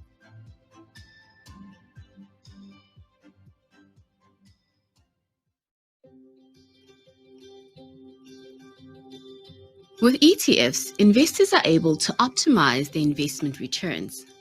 Let's have a look at ETFs and their multiple uses. Exchange-traded funds, or ETFs, have become popular investment vehicles both locally and globally.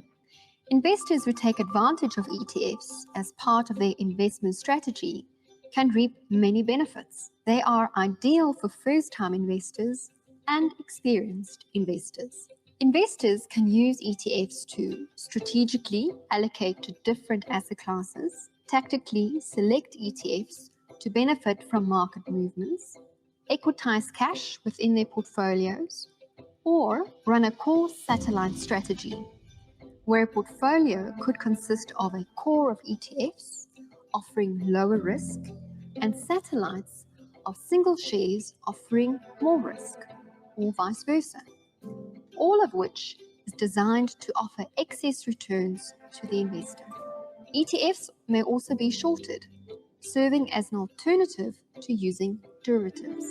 ETFs' diversification benefit spreads risk across different asset classes, different sectors, or different geographies.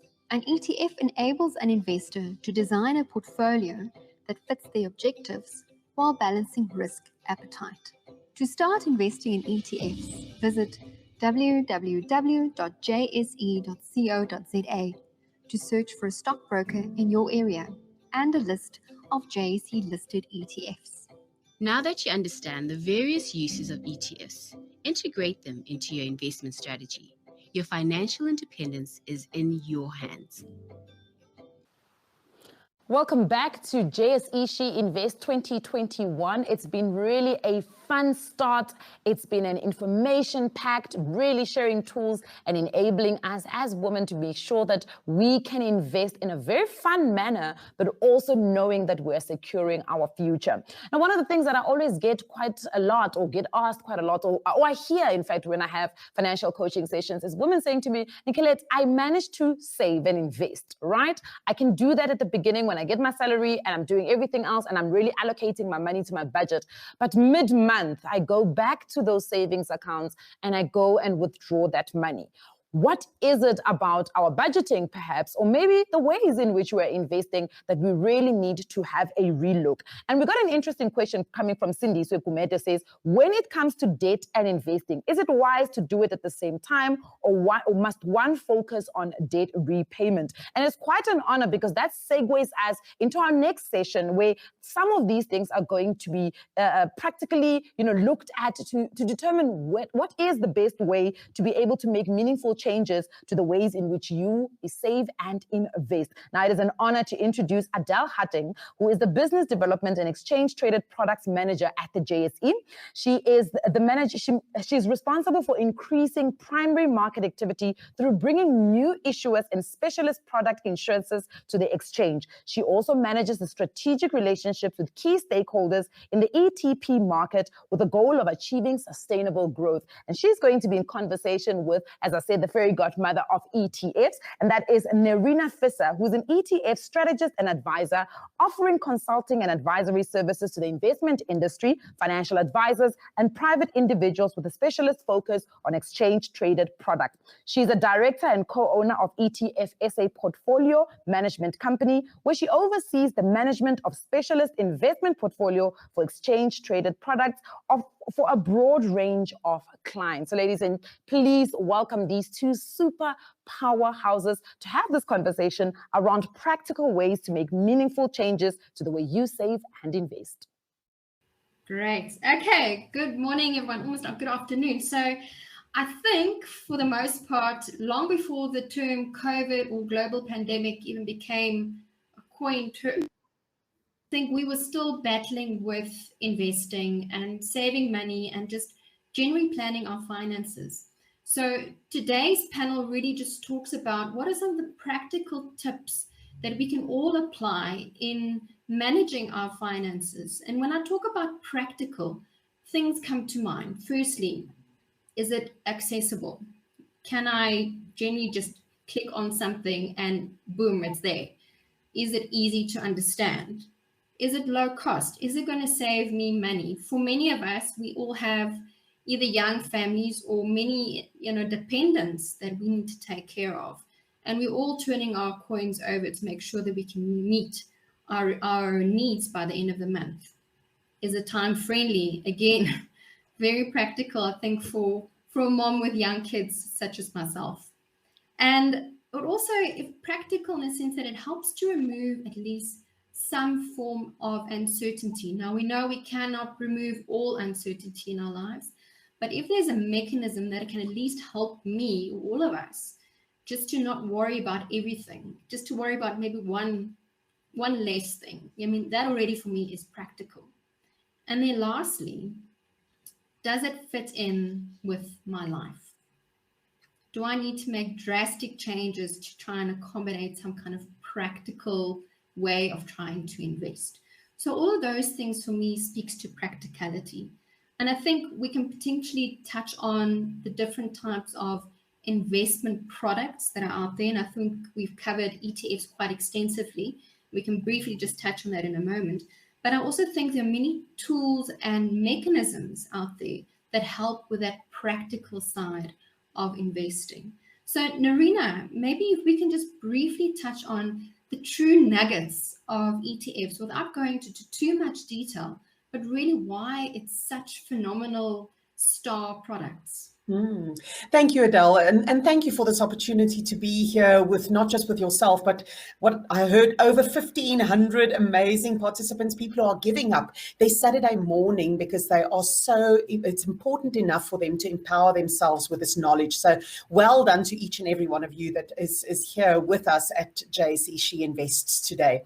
So Adele, I think in your introductory videos that was played during the break, I think you already gave a lot of very good understanding and insight of ETFs. Maybe putting it in a different and more sort of down to earth way. I like to think of these as hampers. Think of when you go to a grocery store and there are some hampers. We often see these maybe around Christmas time or Valentine's Day or back to school or whatever. And I particularly like those hampers that are cellophane wrapped in the clear wrapping, because that's effectively what you're doing when you're buying an ETF. You are buying a hamper, a basket of goodies, a variety of different things all in one package, and it is transparent. You can actually see what's on the inside. It's not like those old lucky packets that we used to get when we were kids, or like the Christmas, crackers that looks very exciting and flashy and wonderful from the outside, but then that disappointment when you break it open and there's just really some cheap plastic toy on the inside. So think the efficiency of bringing together a variety of goodies. We know about diversification and why we don't only want to have one single stock or one single investment in our portfolio. So here's a way for you to get, with a single transaction, that efficiency of an entire investment portfolio in one go. It's transparent. So the T for me in ETF stands for transparency. I can see what's inside it, because ETFs track an index. And what does it mean when it tracks an index? Well, really, it just replicates it. Think of a recipe for a cake. Effectively, the index is like the recipe. It says what ingredients and what quantities go into this cake, how much of what should be inside it. So it's completely transparent. I know exactly what's inside it. And the F of ETF for me stands really for flexibility. I think all the way through, from Nicolette, Maya, Mapalo, all of them refer to how important it is to be able to have flexibility in your investments, and the fact that you can do this for a relatively small amount of money and get this wide diversified exposure. Those are really, for me, the key things about ETFs. We know that they're safe, we know that they're regulatory well sort of structured and so on. So yeah, that for me really is the nuggets around what an ETF is. And I think what's really also great, if I can just add on to that, is that you have all these financial experts behind these ETFs that have taken a lot of their education and their experience in packaging these hampers, if you will. So the hassle for me now in trying to decide what I need to include in ETF is completely taken away, because that's being managed by a professional ETF issuer. So again, that hassle-free comes in for me. The accessibility, secondly, I can buy these things online if I wanted to, just like I would if I needed to buy shoes. Yeah, absolutely. I think when we start looking now at what stops people from doing it, because we know how easy it is, we know how simple it is, how you can do it online. So what still stops people from doing this? And I think it was Mapalo that referred to that analysis paralysis, the fact that we now have hundreds of these exchange traded funds available. We've got thousands of unit trusts from which to choose. When you go globally, also thousands of ETFs that are available there. And that's where the concept of simplicity becomes so incredibly important. Think of when you walk into a grocery store. There are thousands of products in that grocery store, and yet it doesn't stop you from buying the food that you need to actually make the meals that you need. You know that you actually need that nutrition, you need the food. So when you stand in front of the shelf and there are 10 or 20 or 50 different varieties or brands of certain products, that doesn't stop you. You actually just start. You actually just buy one of those because you know that it is a liter of milk that I need, or it is a bread that I need, or it is tomato sauce that I need, or whatever. So what are some of the key things to start with? We're talking investments here today. We're not talking about the savings aspect. That's already been well spoken about and taken care of. So how do I take that first step in terms of my investments? When I look at investments, I'm talking about something that's for the longer term. And so we know over the longer term, it is equities, it is the shares in companies that really give us that ability for capital to grow over the longer term. So let's keep it simple. Start with a domestic equity ETF. A domestic equity ETF really just means buying a hamper, an ETF of the JSE listed companies. There are a number of top 40 ETFs, a top 50 ETF available. All of those are going to give you that broad-based exposure to the JSE. There's a couple out there, have a look at them, and you know what, whether you're buying the All Gold tomato sauce or the Heinz tomato sauce, doesn't really matter because it's just tomato sauce that you're buying. So start with that. The second investment that you want to make is you want to look to the rest of the world and the equities and the shares of the rest of the world. South Africa represents less than 1%, not just of the global economy, but also of the global investment opportunity set. So if I want to be investing for the longer term and growing my capital, I definitely also want to be investing in the other 99% of the world's investments. So there, go and have a look at what's available under global equities. And again, try and go for something broad. broad, global. In fact, we've even got an ETF called Global on the JSE, or something that says world, look for those types of names on the tins, on the ETFs. And if you start your investment journey there, then you've already taken that first step, and then you will learn more about it as you go along. Because this is much like learning to drive a car. You can't learn to drive a car by reading a book or standing on the side of the road and sort of seeing how someone else does it, or even being a passenger in the car with your friend. You've got to do it yourself. So get involved, get invested, take action, start doing something, and then continue your learning journey whilst you are invested. I love how you mention, start something, because I think that's also just a golden thread throughout all the conversations that we've heard this morning. Just start somewhere, even if it is, a few bucks that you have lying around. And I'll get into a little bit other tools that we have that's available to investors to try and accumulate basically those loose cents that we have lying around. But I think your point around starting and learning is so important, because part of investing, for me personally, my journey, how it started, was about community. I didn't know much about investing at all, even though you could argue, my background is all about finance and investing, and I've got the theory down, I've got that. But again, to your point about the practical side. Yeah. So what I did was I joined probably 10 other ladies. We were in our early 20s, mid 20s, and we said, let's start an investment club. And this investment club was such a great segue, starting point for us into sort of taking our investments on our own. So we would get together once a month. It started off as being quite serious, talking about investments. Gradually it evolved into having wine and food, but I guess that's part of the investment learning journey as well. But this investment club forced all of us to start something, forced all of us to do a little bit of research about particularly ETFs. We were focusing on ETFs specifically, but it also forced us to be conscious of costs, how often we invest as well. The obviously more frequent we invest, it brings costs to it. So being conscious of that, but having that conversation amongst each other as well, almost brought a sense of security to some degree, thinking that, we're in this together. I don't know, do you think that is like a really good starting point, particularly for someone who might not know anything? Absolutely, Adele. I cannot recommend it strongly enough, because I think there's two aspects of this that help us to overcome the fear of investing here. The one is the pooling of your resources. In other words, to form an investment club, and it can be quite informal or you can formalize it, but really just putting some money together and investing as a group. So there's that safety in numbers. But the other equally important aspect of this for me is the learning together, the pooling of your knowledge resources. And I know that what your club did, and I've seen many other investment clubs do the same thing, is that they share the load in terms of teaching each other about it. So every month, one or two or three of the club is responsible to actually go and investigate a particular ETF or an investment opportunity, and then to come to the rest of the group and tell them about it. And then they discuss it as a group and decide, are we going to invest in this or not?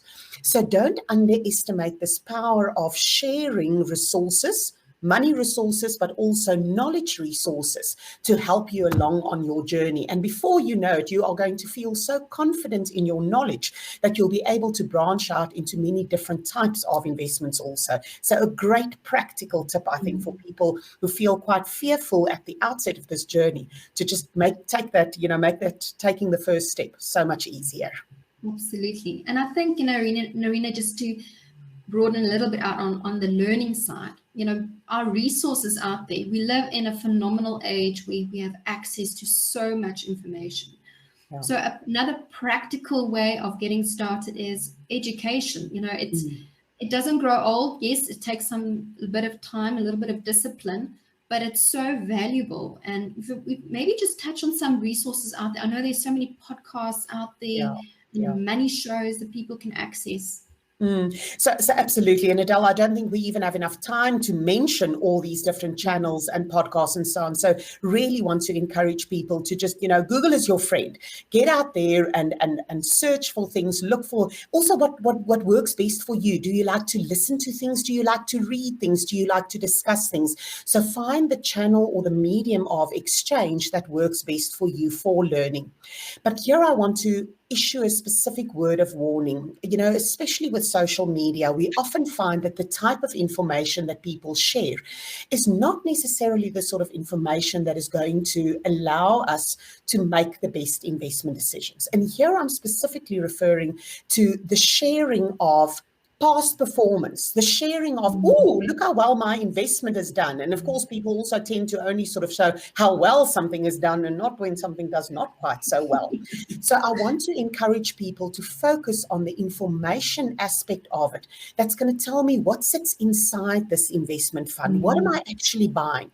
In other words, going back to my food analogy, I'm not interested in hearing that when I had this Heinz baked beans or whatever, that it really sort of filled me up and it was all good and nutritious and look what great performance. I ran my 5K a bit faster today. No, I want to know what's inside it. What is the nutritional ingredients and why is that good for me? So there's a plethora of information available out there, no shortage of it. Engage with it, but make sure that you engage on the components of that learning that will help you on your journey to make appropriate investment decisions, if I can put it that way. Yeah, and I think that old adage of, if it sounds too good to be true, it probably is. So, I think for many of us, if you are a little bit skeptical about certain things, speak to the FSCA, Financial Services Conduct Authority, as a start. Ask, is this okay? Is this investment that I've been hearing about legitimate? Yeah, absolutely. Adele, it makes me think of this, I think one of the other things that stop people from starting their investment journey, and it's this idea that investment is risky. And I think when we talk about risk, we need to differentiate between two types of risk. The risk that we definitely want in our investments is the ability for the price of an investment to go up and down. It is that up and down movement that allows for capital growth faster than inflation over a longer period of time. So do not get a fright when the value of your investment, when the price at which you bought it, maybe on a short-term basis after a day or a week or even a month, is less than what you put in. That is not bad risk. Bad risk is the fear that somebody's going to take your money and run away with it. A scam, somebody's going to steal it.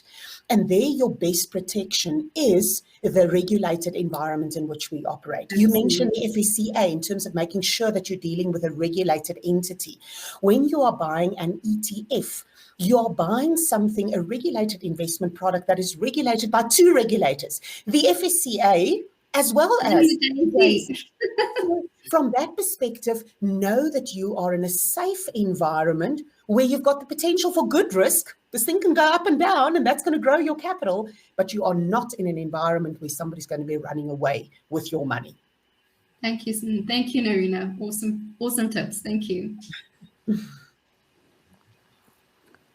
All right, and that was Nerina and Adele, and I'm sure there's quite a lot that has come out of there, really just these practical ways in which you can start investing. I mean, some of the stuff that came out is make sure that it is practical, it's organic to your life, it's not something that's going to be sitting outside of you. Accessibility, low cost, easy to understand. Investing for the long term is one of the themes that also really just came out of there. But for me, really, some of the things that really stood out is getting involved, starting, because as Nerina said, you can read about how to ride, to drive a car, ride a bicycle, do all sorts of things. You can read about it, but doing it yourself is really a different experience altogether. And Adele speaking about community and the value of having that community, pulling in resources, also encouraging each other, pulling in, the expertise, the knowledge, and really sharing that learning experience is quite invaluable.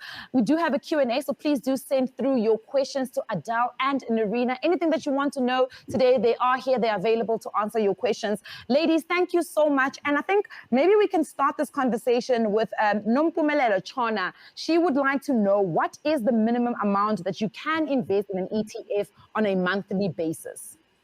That's a wonderful, wonderful question, because I think it's a very common question. And I think the very good news is that it's a very, very small amount. You know, on a platform such as Easy Equities, there are no minimum amounts required. Most of your investment platforms, ETFSA, for example, on a regular monthly debit order, as little as 150 Rand.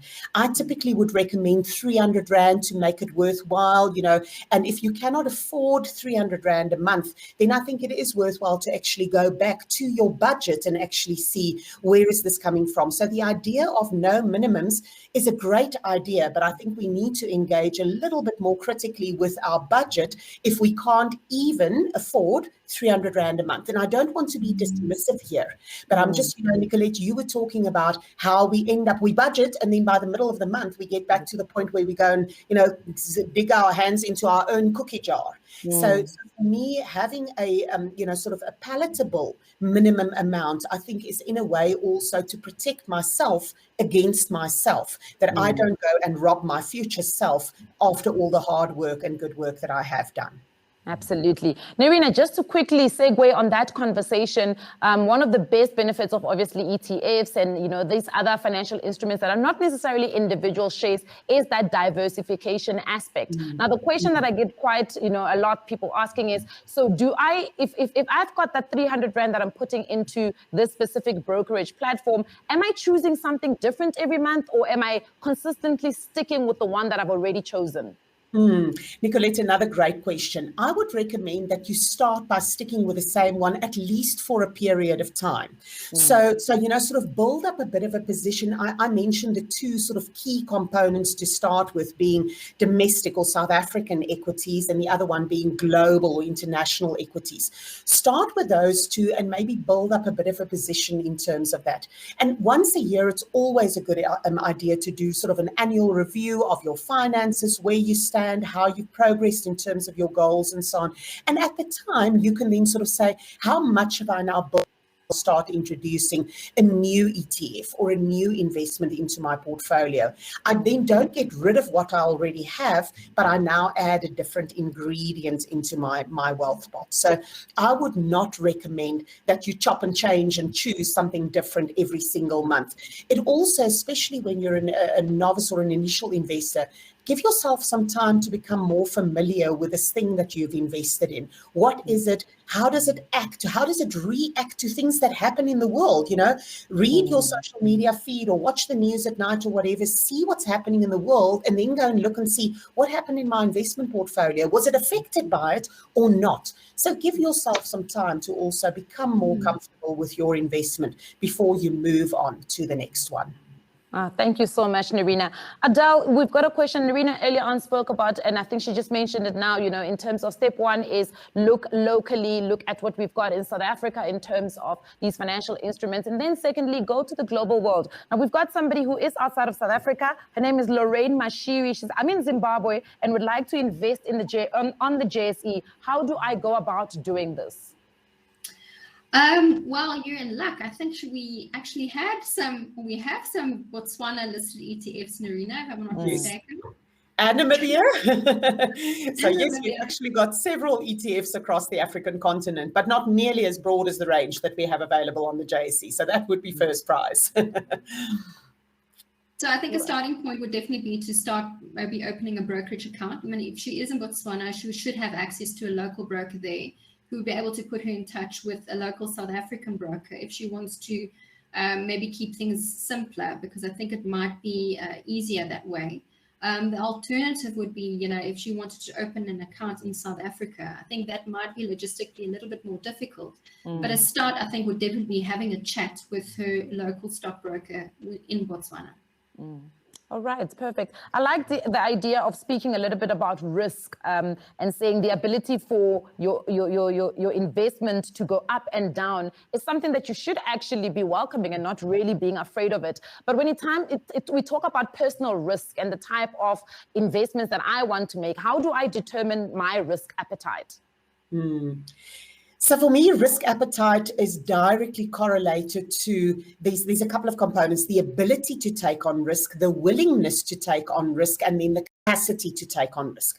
So when I talk to the ability to take on risk, it means how much does this amount that I'm going to invest represent of my overall assets that I've got.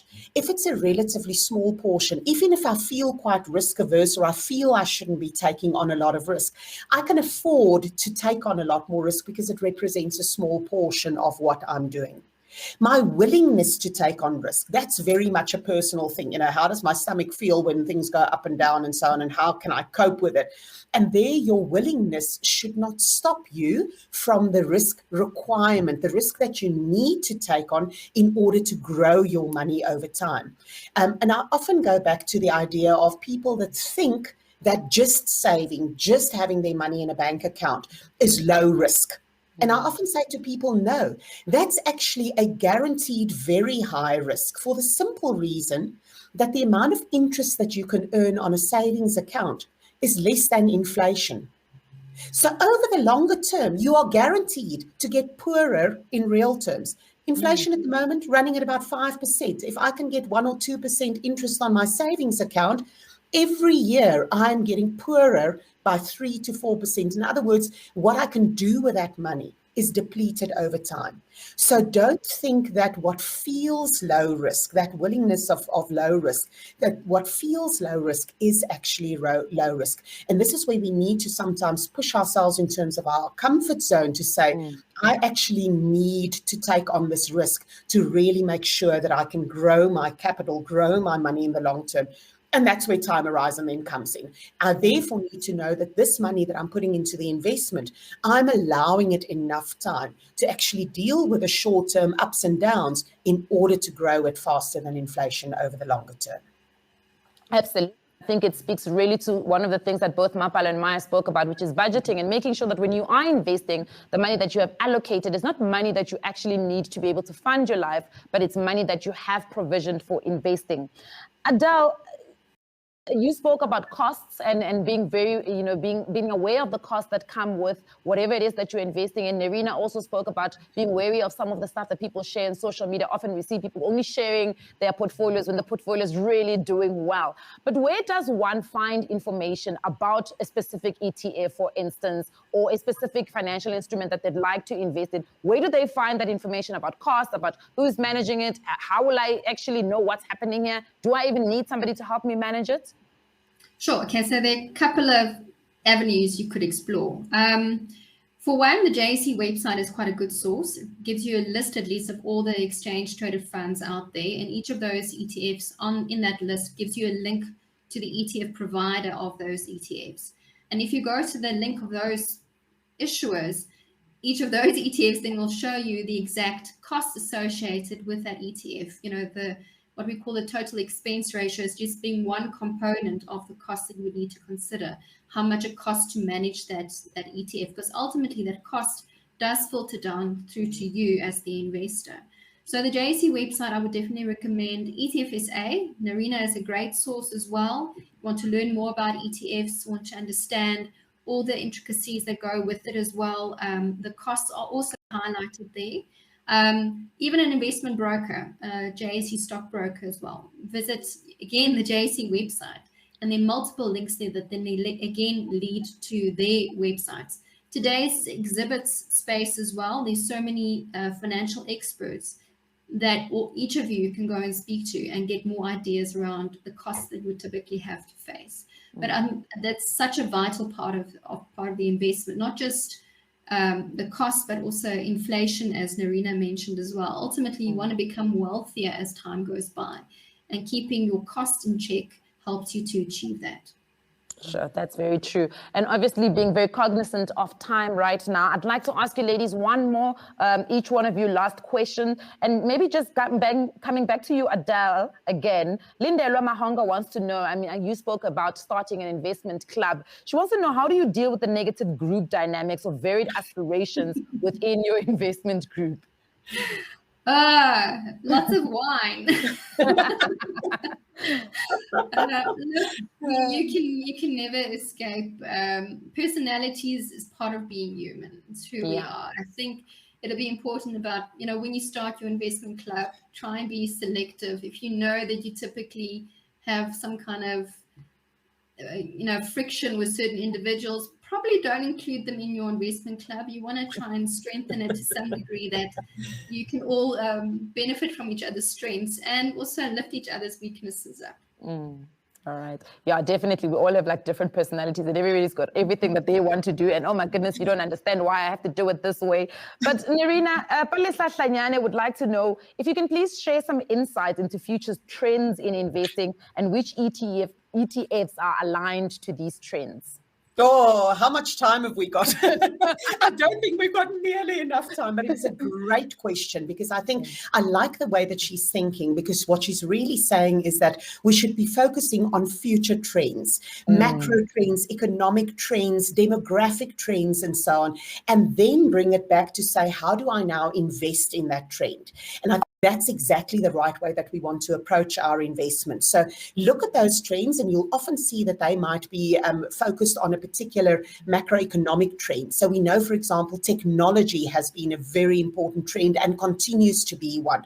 Things like global healthcare and biotechnology, another very important trend. We see things like the focus on ESG, in environmentally sustainable investments, diversity and inclusion. These are future trends that if we can bring them back to investing in those, that makes our portfolios future fit. Infrastructure spending is not just about South Africa. The world needs a lot more investment in infrastructure. So my recommendation there would be absolutely identify, listen and think about those future trends, and then go and look for indices and ultimately ETFs that's going to capture those trends in the investments for you. Definitely. Ladies, thank you so much for your time. I really appreciate everything that you've shared with us. I think for somebody who's sitting out there, they just really wanted to understand, how do I make it easy for myself? How do I get started? And I think you've shared some very practical ways in which one can maneuver around their investing. Thank you very much. That is Adele Hatting and Nerina Visser. So one of the things we always speak quite a lot about is investing in yourself. Invest in yourself. It's important for you to invest in yourself, upskill yourself, get to a point where you look at what is in your environment that you can better, so that you can actually become the asset that you are believed to be as a self, right? I mean, Maya spoke a little bit about, looking at her environment, at the job that she does, and really understanding that one of the things she needed to improve in was becoming a speaker, using webinars, because we did move in a digital space, especially during the hard lockdown. Now, we like to bring the COO of the Johannesburg Stock Exchange, which is Itumeleng Monale, who will be speaking to us a little bit about investing in yourself and how to really get the best out of you. So please, ladies, please put your hands together for Itumeleng Monale. Thank you so much, Nicolette, and thank you for welcoming me back. Ladies, I hope you are enjoying the morning so far, and we're nearly at the end. So really, I'm here to talk about investing in yourself and the assets that you have, actually, if you think about it. I'd like to just take a moment to maybe give context and say, what is really investing in yourself?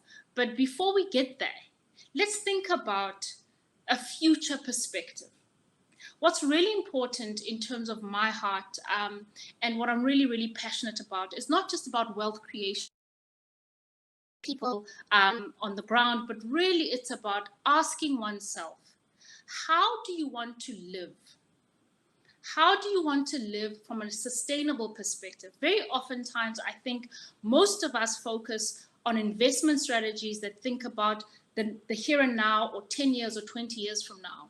But have any of us thought about what we want to be, how we want to look, how we want to feel, and what our lifestyle should be looking like, not just when we're 40 or 50, but how do you want to live when you're 60?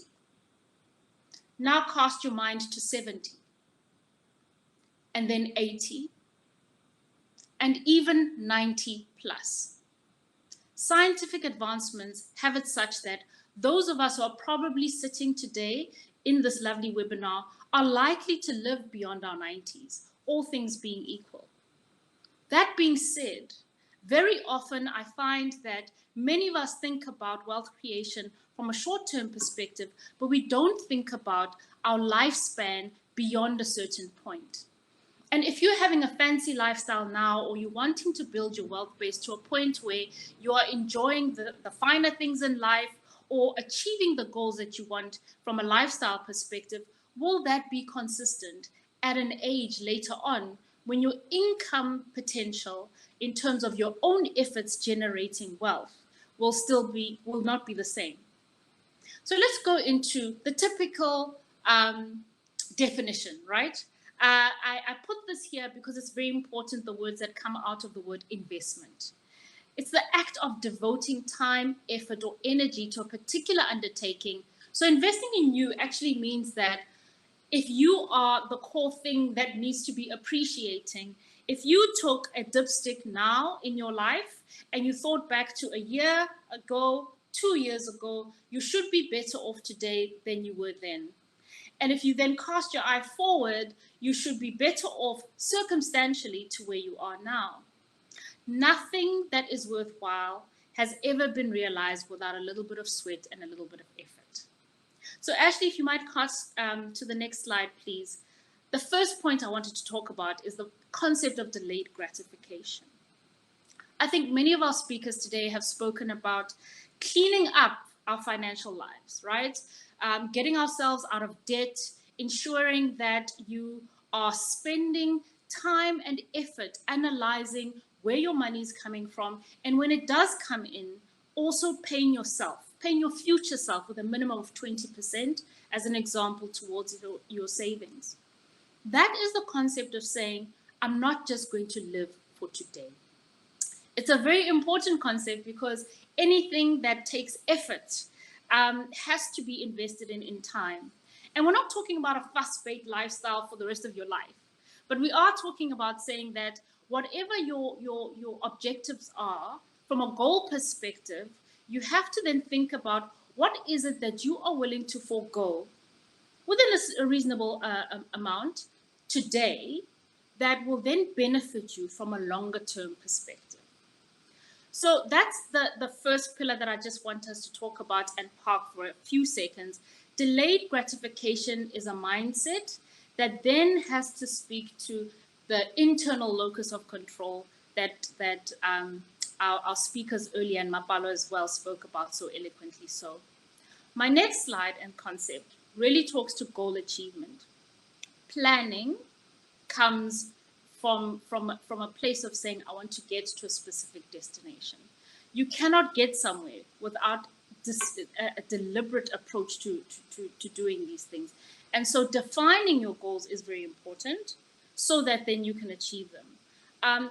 Just like Maya said earlier on, it's amazing how just when you write things down, the minute you put your budget together, it's almost like magic happens, because at some point it takes something that was almost subconscious into a conscious space and allows you to visibly see the impact of your choices on a day-to-day basis. I have one last concept in which I want to just flash in front of you, which is really that one of freedom. My understanding is that all of this that we're doing, whether it is attending a seminar such as this one, whether it is studying towards your next qualification, whether it is learning a skill or enhancing your capability of resilience, it really is in the effort of getting to an unshackled space, a place of freedom. So if you can keep these three concepts in your mind as I go through this conversation, then I suppose we can take the slides away and really just talk heart to heart. The journey of investing in oneself is first and foremost around taking accountability. Accountability for yourself and accountability for the impact that life has around you. That internal locus of control that was spoken about earlier is a function of taking choices much more consciously.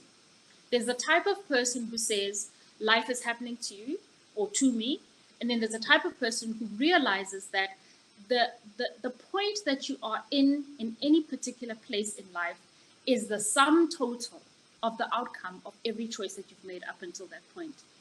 And every second is the opportunity to make a choice. It doesn't matter what life might throw at you. What you do have power to do is to make a decision about what you will do about that moment. And so if you take accountability of your own choices, the first thing then you do is you stop abdicating to others the consequences of what might happen. This is important even in the sphere of investing, as an example, for financial purposes.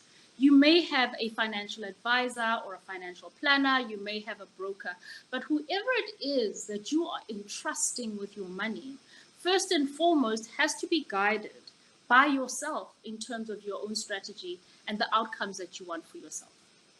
And that then means it's never an abdication. Even if you invest in a fund that has some sort of passive quality to it, you invested in it because at the beginning and at the outset, you had a goal that said, my strategy is to move from A to B, is to grow my small lump sum that I had from this much by 10% to that much. With that in mind, doing that and taking your own power back means that you ask the right questions of the people that you have brought into your life to partner in your journey of self-investment. So there are three main pillars here. And I think Nicola mentioned them earlier on, that there's the physical self, there's emotionally and spiritually where you want to get to, and then there's the intellectual part of yourself. We've spoken a lot about almost the end of that value chain that says, what decisions can you make? What opportunities financially can you take advantage of? But let's take a step backwards. Something I'm truly passionate about is our relationships with money. And our relationships with money arise out of our relationships with ourselves, our relationships with others. And these are the things that allow us to be able to more confidently make decisions that serve us relative to other people. Let me give you an example. If you are in a circle of friends or associates or people that you spend a lot of time with and keep measuring yourself as a yardstick against what other people are achieving, something within you is going to that those things that other people seem to be achieving are right for yourself, or whether you're just going with the flow. Somebody once said, if you don't make goals of your own, somebody else will leverage your skills and capability to achieve theirs. And so the first thing I always advocate is have a bosparat with yourself. Ever heard of a bosparat? It's a strategic session that corporates usually have on an annual basis once a year. And what happens if you've ever sat in those strategic reflective sessions? Firstly, we look back and say, based on what we had wanted to achieve a year ago, have we gotten there? And what are the things that we did to help us get here? And what are the things that we did that may have detracted or derailed us from getting to the objective that we wanted to? Secondly, we then say, what are the capabilities we need to get to the next step? So we have a future objective. Where do I want to get to? And then what do I need to get there? What do I need to build? Where do I need to spend my time? Where do we need to spend our money? And how do we reshuffle our resources so that we achieve that outcome? A bosparat with self is a gift that any person can make for on your own career path, life path, wealth path, any trajectory, because first and foremost, it gives you a playbook against which you can then discern external decisions. What I mean by this is anything then that happens in your life going forward comes from a place where you can then discern and make a trade-off based on what you agreed that you want for yourself. It's a very important exercise for a human being to have. I would advocate that you do it once a year. Sometimes people would choose a specific date, either your birthday or maybe the end of year. I personally lean towards birthdays because I feel like the end of year, New Year's resolution fad sometimes takes too much of center stage, and the genuineness and the authenticity in your process then gets taken away. But what you want to do is get to a place where you have decided for yourself what you want before you allow other people who may have similar objectives into that decision-making process. So it's a great process to go undergo as a couple, if you're in a union, or if your children also are of the right age, you can have it as a family. But before you do that, have had your own first. Why? Because you need to look yourself in the mirror. You need to look at yourself in the mirror and say, what are the behaviors and the beliefs that have led me to get to a specific outcome? What choices am I making, consciously or unconsciously, that have gotten me to the place where I have then ended up? Those fundamental understandings, and you might find then that there are fundamental core beliefs that actually had nothing to do with money, but have something to do with an emotional experience in the past, a bruise, a wound, that you then have to air out and heal first before you can confidently step into the world and say, I'm going to make choices that are good for me. The next pair of shoes is not necessary, but if I take that money and invest it in my future, I will be better off. I'll let you into a secret. I have 3 children. I do everything in my power to make sure that I set them up for life, to make sure that they have the right education so that they can stand on their own feet, they have the right value system. But as we've seen, crises happen in the world. Things shift. There are always some things that might hit us from left field that then take into account the fact that regardless of your planning, there's a shock factor to your system. My biggest desire in life is not that I can be necessarily wealthy beyond my wildest imaginations. My biggest desire is just to have independent human beings that came out of my household that don't need to come and eat into my pension later on. With that in mind, I then go back to that concept of the sustainability of our choices and the sustainability of the lifestyle that we are building. Investing in yourself then says, if emotionally and spiritually I am okay, fantastic. Then intellectually, am I where I need to be? Do I have the skills that I need to get to the next place that I want to in life?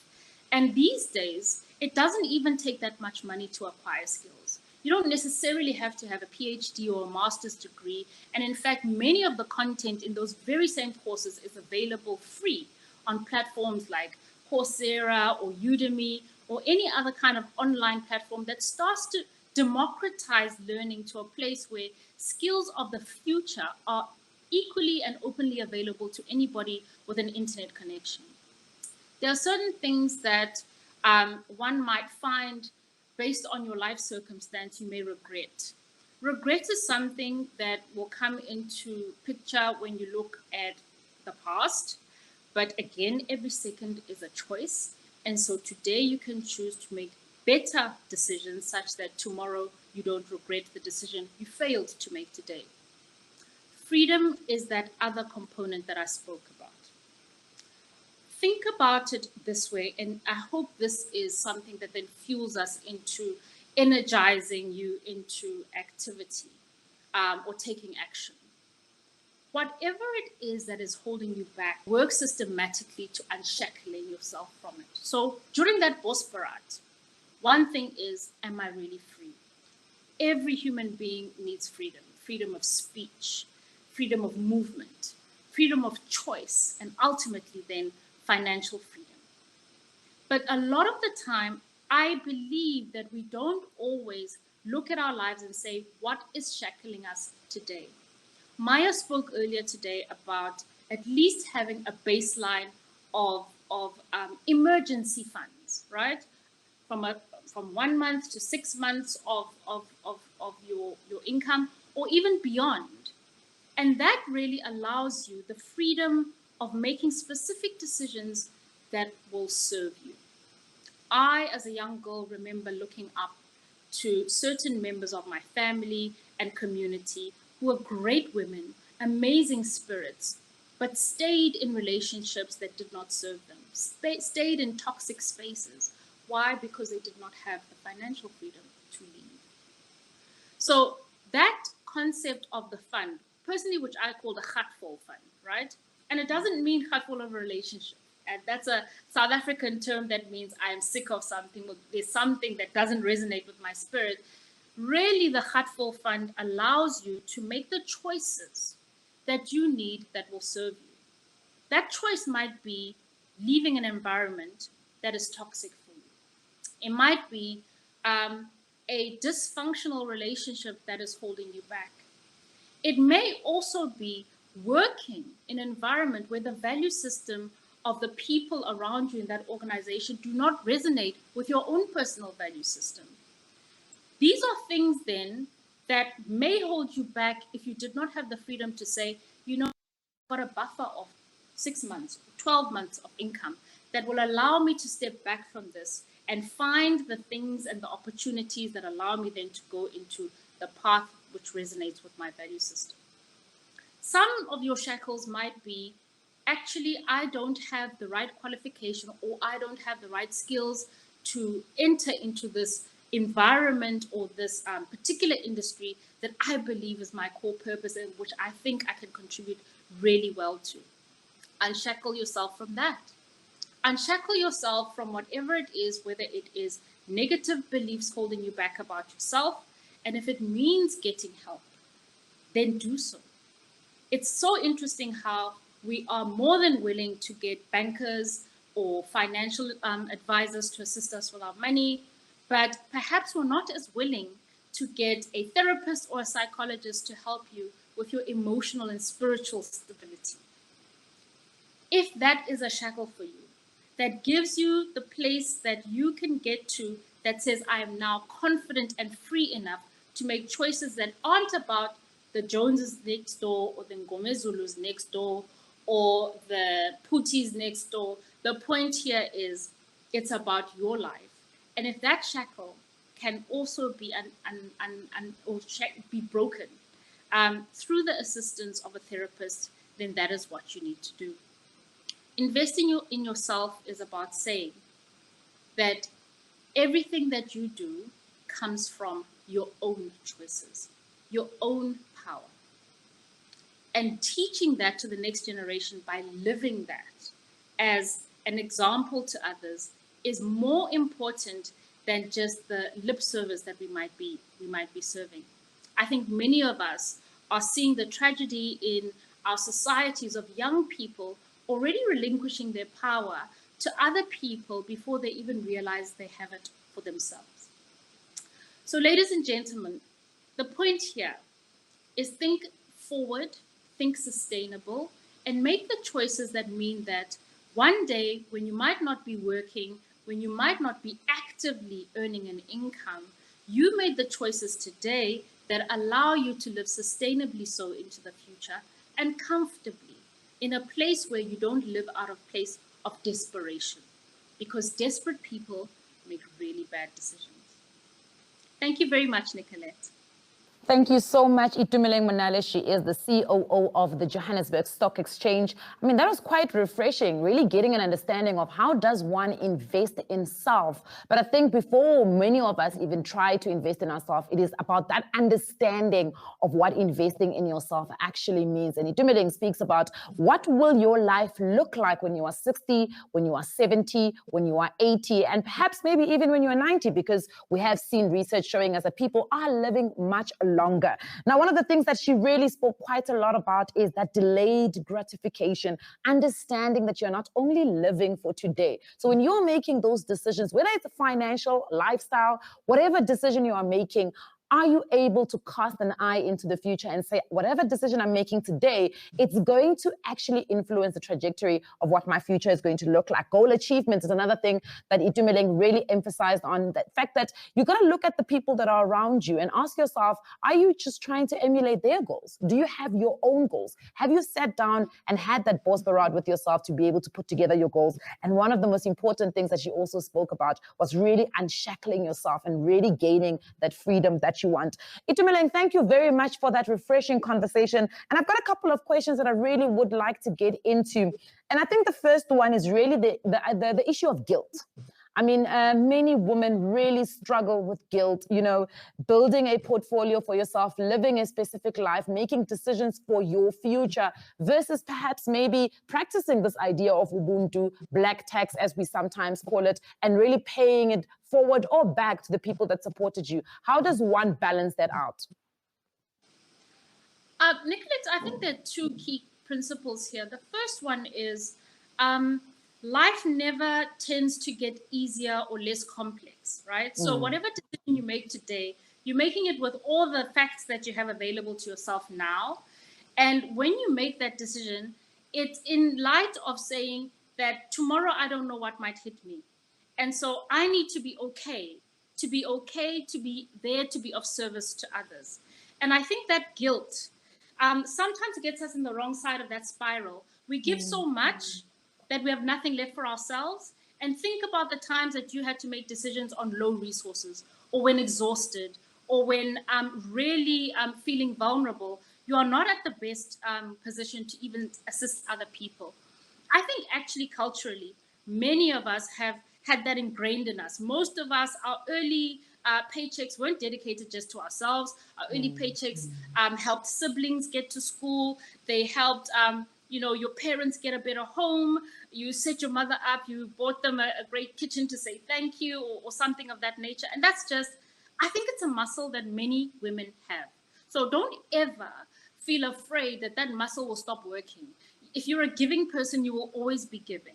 The thing to balance out is remembering that you cannot pour from an empty cup. And so if you are not okay, if you're not standing, if you're not well nourished, if you're not feeling balanced, if you're not educated to take your career to the next step so that you can continue to assist, then it creates a vicious cycle. So the balance there comes in making the choice of, is this choice going to make me a better person so that I can serve the ones that I love better? Or is this choice sacrificing myself for other people?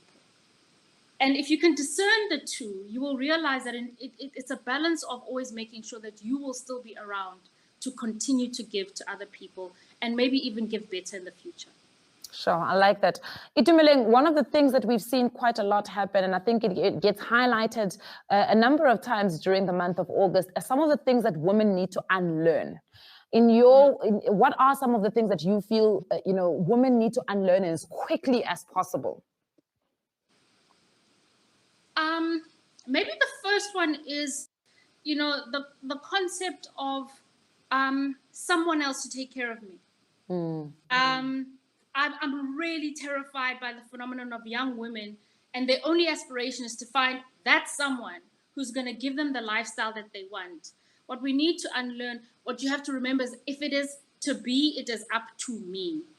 And there's nothing wrong with being pampered, but allow that to be a choice, not something that happens because, well, this is the only option that I have. That's the first thing. The second one is this concept of 100% putting everyone else before ourselves without investing in ourselves, without taking that breath to say, "Bosprat with self," make it a whole ritual, a glass of your favorite beverage, chocolates, etc., and write things down with your spreadsheets. But let's have a mechanism of planning our own goals and making sure that what we do for others is integrated into that.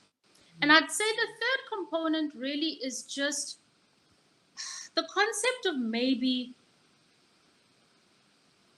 putting ourselves below a certain standard because it might make other people feel better, right? So metering back or throttling back your own aspirations because it's a more comfortable place to be. It doesn't threaten anybody else. I think that's fundamentally a challenge that we then have to unlearn, because if you can be your best self, imagine how much more the world around you benefits. But holding back really does not serve that objective. Thank you for that. Itumeleng, one last question. You spoke a little bit about being able to cast your eye to the future and plan for it and really craft the type of life that you want to live. Now, one thing we've seen quite a lot is that young people don't really start thinking about investing or saving for their retirement years, maybe perhaps because they don't have a reference, in the family, in the immediate family, of what retirement should actually look like. Perhaps maybe you can give words of encouragement. Maya spoke about the compounding effect. What is that importance that one needs to understand about, you being able to actually craft the retirement that you want? I really believe that, again, if you can cast your mind to 60 and think, even if you don't have a good reference point, then use the reference point that you have. Do you want to live like that 60-year-old in your life? Yes or no? Right? And if the answer is no, then what are you doing today? Is it too many bottles of champagne because you think that the next paycheck is guaranteed? Is it too many consumerist type of things because you think that the money will continue to come and you still have time? The other inspiration that one can take is that it has been proven that if from your first paycheck you start paying yourself that 20%, most people who stick to that paradigm become millionaires in their 30s. Now, 30 is nowhere near the end of the average lifespan. And if you think about behaving that way, making sure that when you get an increase, if you survived without it, pretend you don't have it, keep investing it. Keep working as if it doesn't exist. Time, maybe in your 40s, where you start living the life of your dreams and you don't even have to worry about denting your savings anymore because you've accumulated enough through that compounding effect. However, the point is, think about the type of grandparent you want to be. Do you want to be the one who spoils your grandchildren, or do you want to be the one that needs to be assisted? And I think that should be enough of a shock factor to say, okay, maybe that extra thing that I'd like to buy, which I don't really need, can wait. Yeah. All right. Thank you so much, Itumeleng. She is the Chief Operating Officer at the Johannesburg Stock Exchange. She says something quite important. She says, investing in yourself, it means that you understand that you are the core asset that needs to appreciate in the future. So the question that you should really essentially be asking yourself is life actually happening to you? Or is that sum total of your decisions? It's been a world of information today. I have learned so much. It's all buzzing in my head. And I'm like, I still need to sit down and really process everything that I've heard today from, our first speaker. Just introducing the session when we had Dr. Leila Fourie going into Itumeleng, coming in and letting us know what the JSE is all about, and really having Maya, Mapalo, Narina, Adele, and Itumeleng now speaking about how do you actually invest in yourself. We're going to go through to a breathing session. I think it's quite important for us to take a bit of time down and just recenter and rezone ourselves. So we're going to go straight through to a breathing session that is done by Trust Yoga. It is Natalie Zeet who's going to be leading that session for us. So I'd like to welcome Natalie Zeet to really lead us into a fantastic breathing session. I would like to welcome you all once more to the 2021 JSE She Invests event. I'm sure many of you have found great value with the knowledge and advice that has been shared here today. My name is Natalie Zeet. I'm a yoga therapist and an advanced breathwork practitioner certified by Breathwork Africa and the Global Breathwork Alliance. I believe that there's another investment we need not overlook when planning for our futures. That investment is into yourself, your mental, physical, and spiritual wellness. After more than a year of great uncertainty and change, I feel and recognize that we as a collective have all suffered from stress, trauma, and loss. Now more than ever, we need to ensure that along with our financial security, we also assign some time to our well-being. Today, I'm going to offer you a couple of breathing techniques that you can use when feeling stressed or just when you need to bring yourself back into calm focus for the rest of the day. So first of all, we're going to discuss or have a think about optimal breathing. And there are three pillars that are used when gauging optimal breathing. The first one is, are you using your nose? So very often we'll find ourselves breathing through the mouth as opposed to breathing through the nose. The optimal way of breathing is to breathe through the nose. Are you breathing right down into your belly? So using your diaphragm, which is the biggest muscle and involved in the whole breathing mechanism. Are you breathing slowly and deeply? So if you think about those 3 pillars of optimal breathing, we can really begin any breathing practice there. The 2 techniques that I will be covering today are the alternate nostril breathing technique and the 2-to-1 ratio breathing. So this is really a double exhale breath. So the first technique we'll cover is alternate nostril breathing, also known as balancing breath. I like to use the anecdote of a person with their web browser open, with about 20 tabs open, and they're flitting from one tab to the other, too afraid to close one, as you may just need something on that site. Alternate nostril breathing allows you to close the tabs and then the entire browser, allowing you to reset, rebalance, and start again with clarity. Nadi Shodhana, or alternate nostril breathing, is a simple yet powerful technique that settles the mind, body, and emotions. There are several different styles of Nadi Shodhana, but they all serve the purpose of creating balance and regulating the flow of air through your nasal passages. In fact, the term Nadi Shodhana means clearing the channels of circulation. Alternate nostril breathing can bring better balance to your nervous system and lessen the stress response activity over time. It also helps to lower your blood pressure. So let's practice this breathing technique together. Take a comfortable and tall seat, making sure your spine is straight and your heart is open.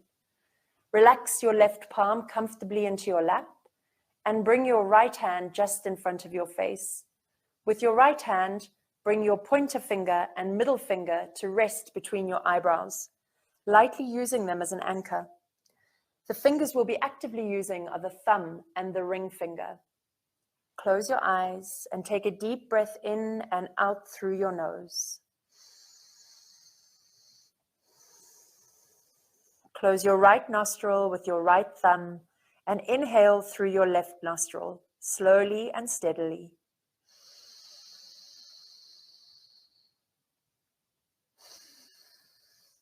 Close the left nostril with your ring finger so that both nostrils are held closed. And then open your right nostril and release the breath slowly through the right side. Inhale through the right side slowly. Close and hold, and then exhale through the left nostril. Inhale through left nostril.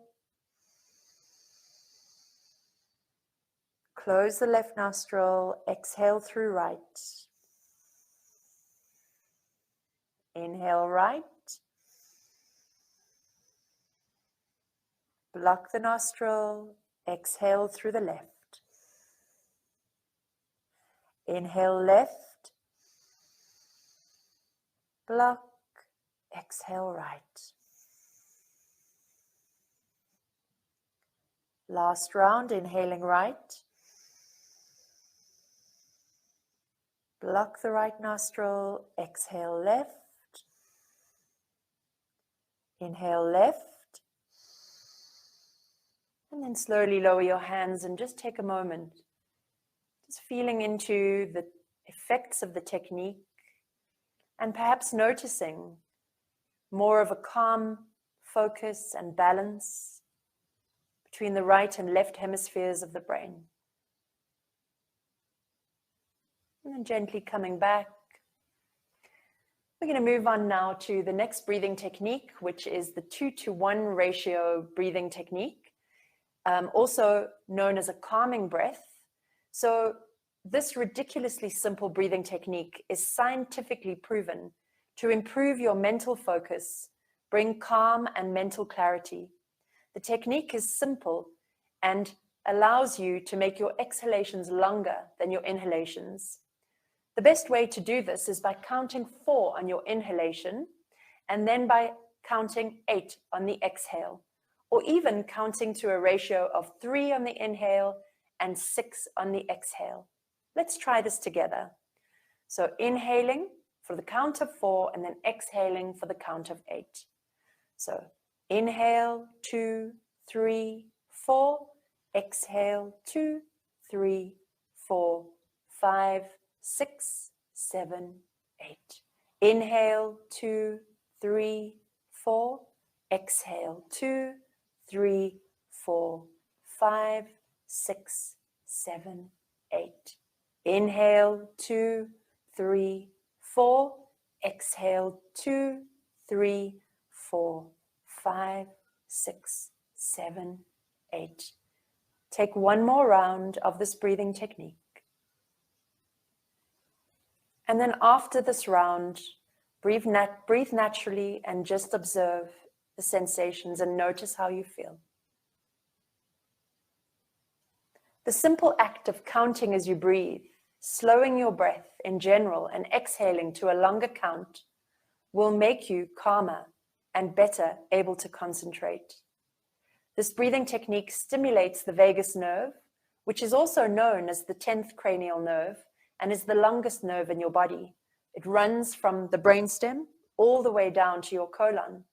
The vagus nerve monitors the state of your organs and feeds information to the central nervous system. It helps regulate your heartbeat and allows the body to go into a state of rest and digest. After a day of gaining knowledge on how to plan for the future of unknowns, I encourage you to take the necessary time out and build recovery loops into your daily life. Incorporating breathing techniques, meditation, yoga, and mindfulness into your daily routine will be an equally important investment into your future and to the future of those around you. For more information on breathwork, meditation, yoga, energy healing, and mindfulness, check out my exhibition stand. You will also find my details should you wish to book a one-on-one session or a session for your team at work. I leave you with a quote from one of my favorite authors, Ram Dass, from his book entitled Be Here Now. We are all just walking each other home, which upon reflection means we are walking with people who are just like us, our equals. We have different skills, but we all walk together. They have as much to give as we have to give, as we all walk each other home. Oh, thank you very much for that. I mean, I'm feeling quite relaxed. We should have actually had one of these at the beginning and one now so that we can, maintain that relaxedness all over or throughout the actual session. So really, thank you very much, Natalie. And one of the things that we always hear about is the fact that many people have the willingness to really change their life. They want something to change. They have that willingness. But the question is, when will you take that first step? And I think it's one of the things that really came out of today's session is start. Start somewhere. And if today was your first step, well done in doing so. If today was maybe not your first step and you've been at it, one of the things that Simon Sinek says is that success comes from the consistency and not necessarily the intensity of doing certain things. And that's what really today was about, is reminding you of those consistent things that you need to do to be able to craft the future that you want to craft the type of success you want when it comes to your investing. Now, today has been nothing but absolutely amazing. And we appreciate your time. We know it's a Saturday morning. You could have been anywhere in the world, but you chose to be with us to ensure that you add more value to your life and your investment knowledge. Now, we've got another powerhouse that's coming through to really wrap through today and put that cherry on top. Her name is Vuyo Lee, and she's a director of marketing and corporate affairs for the Johannesburg Stock Exchange, with extensive corporate knowledge and experience gained during the course of her expansive career. Vuyo is always at the forefront of imparting valuable market insights and business planning, undertaking various roles within the financial services industry at leading corporate giants, providing strategic direction on brand and corporate affairs strategies. Vuyo joined the JSE in March 2021, and in her new exciting role, she oversees the JSE's brand, marketing, communications, and reputation management. She is, in fact, the person that is at the forefront of making sure that this event goes on well and really making sure that these types of initiatives empower the women that they are supposed to empower. Ladies, please put your hands together for a phenomenal Vuyo Lee. Good afternoon, everybody, and thank you, Nicolette, for such a fantastic introduction. We've come to the end of another memorable and empowering JSE She Invests session, and I think you'll agree with me that it has been an exceptional day with so many insights from our speakers today. Well, as Leila mentioned in her welcome, when JSE launched She Invests 4 years ago, Our goal was to actively increase individual investment in ourselves as women, but also drive economic inclusion and prosperity. And personally, it is fulfilling to see that in such a short space of time, we as the JSE have been able to empower, educate, and inspire women across the country and support them on your investment journey. The pandemic has magnified the importance of having savings and investments. So this year really had a strong focus on making sure that everyone is equipped with the tools that will enable you to make meaningful changes to the way you save and invest, to sufficiently plan for a future of unknowns. And as we navigate our way through the pandemic and build back even stronger, I hope that this year's event has led you in a much stronger position to retain financial security, even in times of uncertainty such as these. So to all our esteemed speakers, Mapalo, Maya, Nerina, our COO Itumeleng, and earlier on Leila, our CEO of the JSE, thank you so much for sharing your wealth and knowledge. And the insights that you've shared with us today have really been useful. I speak for all of us when I say I leave here more encouraged and inspired to take care of my finances. And I received a lot of practical tips from this. I think I better jump on that ETF wagon, as Nerina has shared. And, you know, I really wish my 8-year-old could have been here so that she can finally understand why I drive a car that's older than her. So I really hope that as women, as mothers, as parents, as sisters and cousins, we do use the opportunity to teach children good habits early on so that they can build a heartful fund, you know, as Itumeleng had mentioned earlier on. And from my experience, that heartful fund is really the best gift you'll ever give anybody. Thank you, Annalisa. Thank you, Natalie, for adding a very fun and relaxing element to today's program. You know, I'm used to sitting in front of the screen all day, and this actually added something novel to the event. And Nicolette, to you, thank you for driving the event with such grace and enthusiasm and weathering the little tiny storms we've had in our production today. Thank you so much, Nicolette, and for handling things the way you have today. I'd like to thank my marketing team and my events team. They're the superheroes behind the scenes that have made this event happen. And to our exhibitors and prize sponsors, AfriFocus Securities, we had Cloud Atlas Investing, Easy Equities, FMB, First Invest, JSE Investor Services, Cetrix Investments, Standard Bank, Women in ETFs, quite a lot of sponsors who are supporting She Invests for 2021. Through your generosity, you've enabled the JSE to provide financial literacy and investment tools to the women of South Africa. And an event like this cannot happen without an audience. So thank you everyone for joining us today. As Nicolette said, you couldn't be anywhere else on a Saturday and you chose this event. So really, thank you so much. I hope you enjoyed it and you will join us again next year.